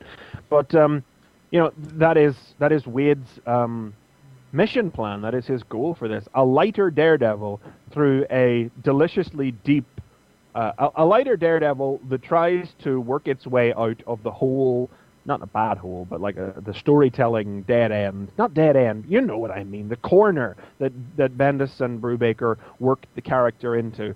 And let's just call it an unqualified success, shall we? I think so. Yeah. Yeah. I mean, like I said, I generally do not care about this character, and this was just, I wanted more. I him, but I just don't care. To follow him, Yeah. I enjoyed the wedding scene so much. I mean, not to go back, and honestly, I just enjoyed that the segment. best part, though, like for me, like out of that, I mean, not the best, but like one of the interesting parts is when you see the Spot like pull his hands out of the guy's chest and back, and he's gonna break the guy's neck. Daredevil actually puts his hands over the girl's eyes. Yeah, he covers her eyes. That was great. I mean, it's just like, that's hero kind of stuff there. Yeah, but that's not just hero stuff. It's like Daredevil has seen some messed up shit in his time. You know, Yeah. Daredevil has been subjected to this sort of thing since he was a child as well. There's that little current of it, you know. Spare the child if possible, you know. But I think it's just the wedding in particular is real swashbuckling stuff. Mm-hmm. Yeah. Real Errol Flynn bouncing around. It's fantastic. You know, he the Spot kills the traitorous gang member, and then just before Daredevil launches into him, he pauses to grab the bride, dip her, lifting the veil with his billy club, just simultaneously with the other arm. It's like he's got one arm around the bride, billy club in hand, lifting her veil, tossing the child aside to whoever's behind him, and just dipping her and kissing her deeply. It's like, ha-ha, Errol Flynn mustache. And off I go to fight. Yes. Really, really good stuff. And the way that he manages to get a hold of the Spot is that he hooks his fingers into one of the spots on his body. Like, that's beautiful. And then he loops his billy club around a pillar and then dives inside the Spot so he'll be able to pull himself back out when he's done. And we don't see him beat him, but then the next page. Thing about the whole thing, we don't even see it beat the Spot because you need to worry about that. That's not the DDKO Spot, T.O.'s mob, and it's the Spot just lying. The next page you see is Billy like Club sticking out of him with the strings looping. Brilliant. And you got him kissing the bride as his man, whatever, because like she's like the mob boss's daughter, you know. Not without fear. Yeah. And he's even talking to the guy at the hot dog stands, like, so then what happened, Mr. Murdoch? What happened in the hole with the Spot? Did you get him? I'm not Daredevil, Stu. He doesn't tell us. We don't know how he beat him. We don't know what happened. But no. Now let's talk art. Oh God, I mean, Because, wow. I mean, one of the things I love, first of all, is that Rivera and Martin use completely different methods of representing Daredevil's radar sense, which are both beautiful and fantastic. I mean, the radar sense is really some of the most wonderful stuff in this. You know, Rivera does the main strip, and the radar sense, you know, is like mostly just pink outlines on black of the shapes of everything. But when I saw the preview pages, I knew we were on to a winner here when we saw the Spot, because the Spot is a guy who is mostly not there. The holes in his body are portals through space, so there's just holes there. So what does the Spot look like to Daredevil's radar sense? So you just get like a Swiss cheese man with all these holes. Yeah. That I just thought that was great. And it was like one of the first things when I saw the preview that made me think, oh, artistically and just in terms, like the idea of pulling the Spot out so you could have that visual. I see he's fighting Claw in the third issue. Has Daredevil ever fought Claw before? Master of Sound? Because if he hasn't, you know, why not do something as obvious and fantastic as that? Yes, please, can I have the third issue now? Never mind the second. Let's get more Daredevil. Never mind, please. He's too busy fighting Black Panther. So Black Panther was Daredevil. Did he fight the Claw? Does that count? Who cares? Here's another awesome one. Whenever we drop the pink like contour lines across everything, I love this part. See, now as somebody who hasn't read a lot of Daredevil, I don't typically know if there's a standard for Daredevil's radar sense or if all these different variations have used before. I love this one. As Daredevil shouts out across the crowd, trying about the Spot working with an inside man, the crowd is just pitch black silhouettes, and across every silhouette is it a cardiogram of their heartbeat. Bum, bum. So Daredevil could single out the one heartbeat that goes errant and pick out the inside man and basically bluff his way through the entire thing. That's great. I love that. And then what was the other radar sense in here? Just flipping on. Whenever he gets hit with chaff, then at the end, and the radar sense just goes wild, and he can't pick anything out. Just great imagery again. But you know, wonderful use of you know, it's a real swashbuckling, lighthearted Silver Age fighting in the daytime Daredevil. You know, when did last punch anybody in the daylight? It's been a while. But then you come to the end of the story and you see Daredevil vaulting through the night sky, and it's like, this guy could draw that too if he wanted. Yeah. I mean, You know. and, like, but even like little things, like even like between the panels, like when he's jumping off the building, after he's been told that Daredevil should look into this thing, he sort of makes like this like a hook line, and he's changing mid-air, and as he goes by a window, like throws his clothes off the window. I mean, it's just a brilliant little beat, but it's just like that's just fun stuff. I mean, it's just good stuff. I'm not too familiar with Paulo Rivera. I was, really buying it from Marcos Martin as far as name value goes. But Martin then does some beautiful. Martin does a much more subdued, quiet, two people walking through a city story. But this is where he gets really experimental with the way, it's like, I love the way Pulido, what's his name again? Rivera. I keep confusing him with somebody else. I love the way Rivera does the radar sense, but Martin is a little bit more experimental with it. Like, one of the first things that he does is Matt is dreaming about all the bad crap that's happened to him. And he wakes up, and you just see the typical pink radar lines as he picks up his glasses and stick. But he's woken up by the sound of Foggy crunching Doritos. Or Doritos. Mm-hmm. Yeah. Doris. But this single panel I adore. It's just a black field with Matt walking through the middle with a door at either end and just echoing in a huge oval. Like, you can really feel like in a big Doppler wave. Crunch. And it's like, yes, that is how he perceives the world. There is blackness around and just sound between 2 points. It's it's just one panel out of many, but like that panel really, really grabbed me. I loved it. And then I turned the page. Yeah.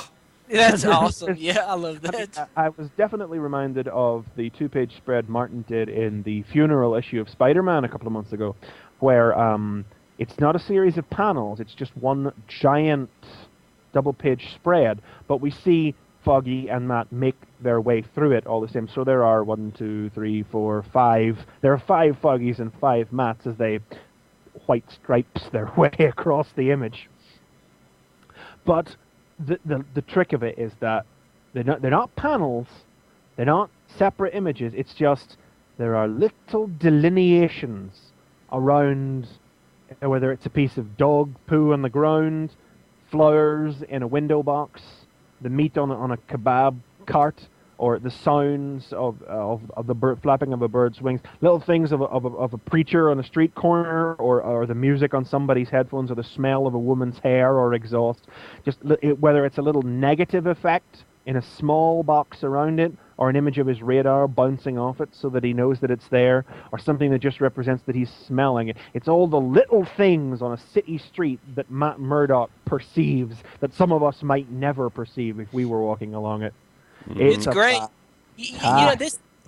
When I got to this, I was like thinking, we even talked about this, like in old like Spider-Man comics, like maybe like an annual, they would like tell us about his powers. I was thinking, this is where they're telling us about his powers if you're a new reader, like this is how his powers actually work, is what I was getting. Mm-hmm. But it's all the little things that you might not even notice, like way off in the distance there, like the smell of pizza on the back of a delivery moped that's just driving by is just highlighted. Or a window box is really tucked up far in the left-hand corner of the page. Oh, the intricacies of that, and that's just one of the layouts that Martin plays with. There's a scene the next page over where they go down into the subway, and it's 3 long panels stacked across the top of one another, and it's a cutaway of the street, basically. Street level is the top panel, down the stairs they come to the mid-level of the subway, down to the next panel down, which is the platform in the subway. Wonderful, wonderful layout stuff, carrying on the theme of not being split panels, but you see 2 or 3 Matts and Foggies in each panel as they just weave their way across New York. It's really a 4-dimensional way of writing, of at least of displaying what's going on. And you're seeing that he's drawing time somehow. Yes. That's amazing. I never quite know how you'd put it that way, but that's kind of what's happening. You're seeing time lapse across Oh my god, it's so good. It's- so It's good. fantastic. And I mean, obviously now you couldn't do this in every issue all the time. It happens to fit very well with the nature of this story and the way that it works. You know, I don't imagine we'll see, but you know, maybe we'll just see Martin exploring and experimenting with other new ways of doing this sort of thing when we see him write the full story. There's a great 2-page here where a busker playing a violin. Matt asks if he can play, and he says, "Well, let's find out." And he takes the violin and he starts producing the most horrible yowling music. And as the train starts to rattle by, he just listens to his own music, and it just, as it goes, the music just gets better and better and better, because you know, sound is just one of the senses that he knows, and he knows how it should sound, and he's it's like, yeah, this is something Daredevil's powers would actually let him do. It's like a really interesting idea.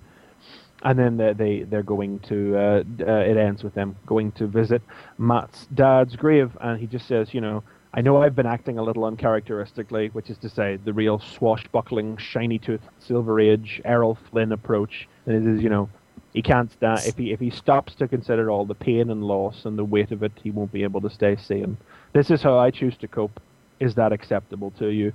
And then the most fantastic stinger on the end as Matt walks away out of the ceremony, Foggy says to himself, I'm not sure. Awesome. Holy damn. That was not no throwaway backup strip. No, it wasn't. No. That was not just, here's the premise, let's go and leave it at that. That is just as important as anything else you'll read in this comic. What the hell's going on? This is I don't know. I know, this is Daredevil and I like it. the hell? We're sitting Hey. here all three, it's just completely mystified. But if we Hey, can that put the Mark next Waid one still on knows how to here- write. Ain't that Nicole great? is gonna buy this like tomorrow. You know, I mean, she's gonna just grab better. it. You know, but yeah, I mean, you know, when Marvel, you know, several months ago when Marvel announced like their street level deals, I think, you know, and this one was the one on the list that we all said that's the one to watch. You know, because of the creative team, and man, it's delivered. I mean. Absolutely. Full. In ways you couldn't even have expected. No, I mean, for as good as I thought it could be, it was better. Oh, so much. So, bravo, Marvel I was just now. willing to. I was willing to give it a look.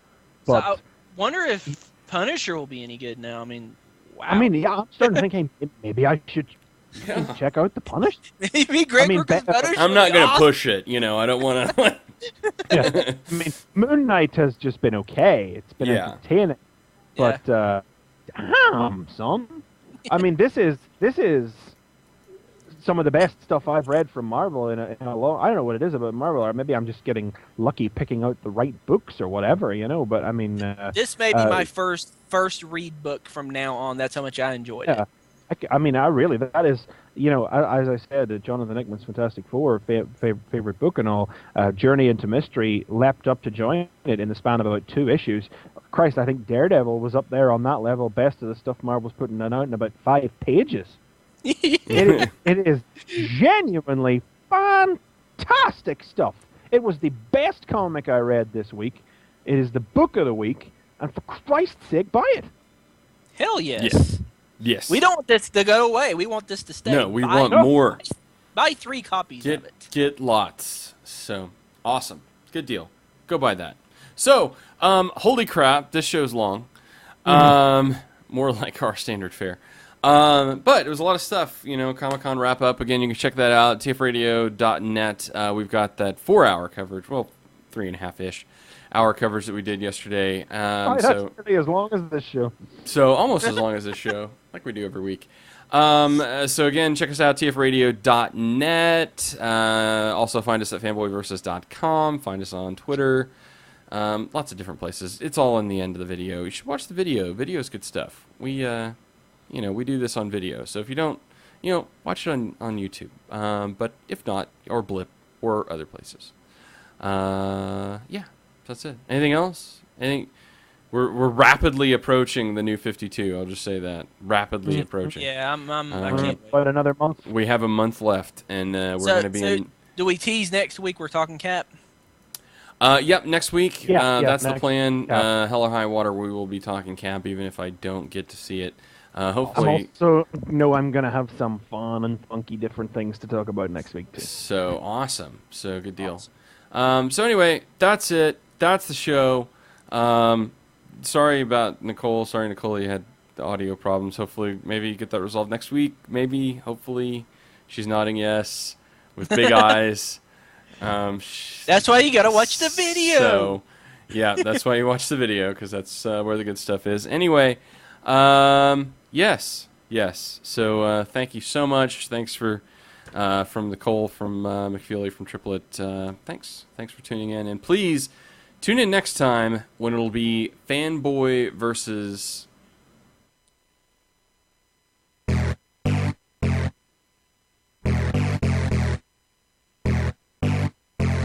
This has been Fanboy Versus. Visit us at tfradio.net for show notes and to subscribe to the podcast. Follow us on Twitter at tfradio for news and updates. Like the podcast? Leave us feedback on iTunes. Copyright 2011 Radio Free Cybertron.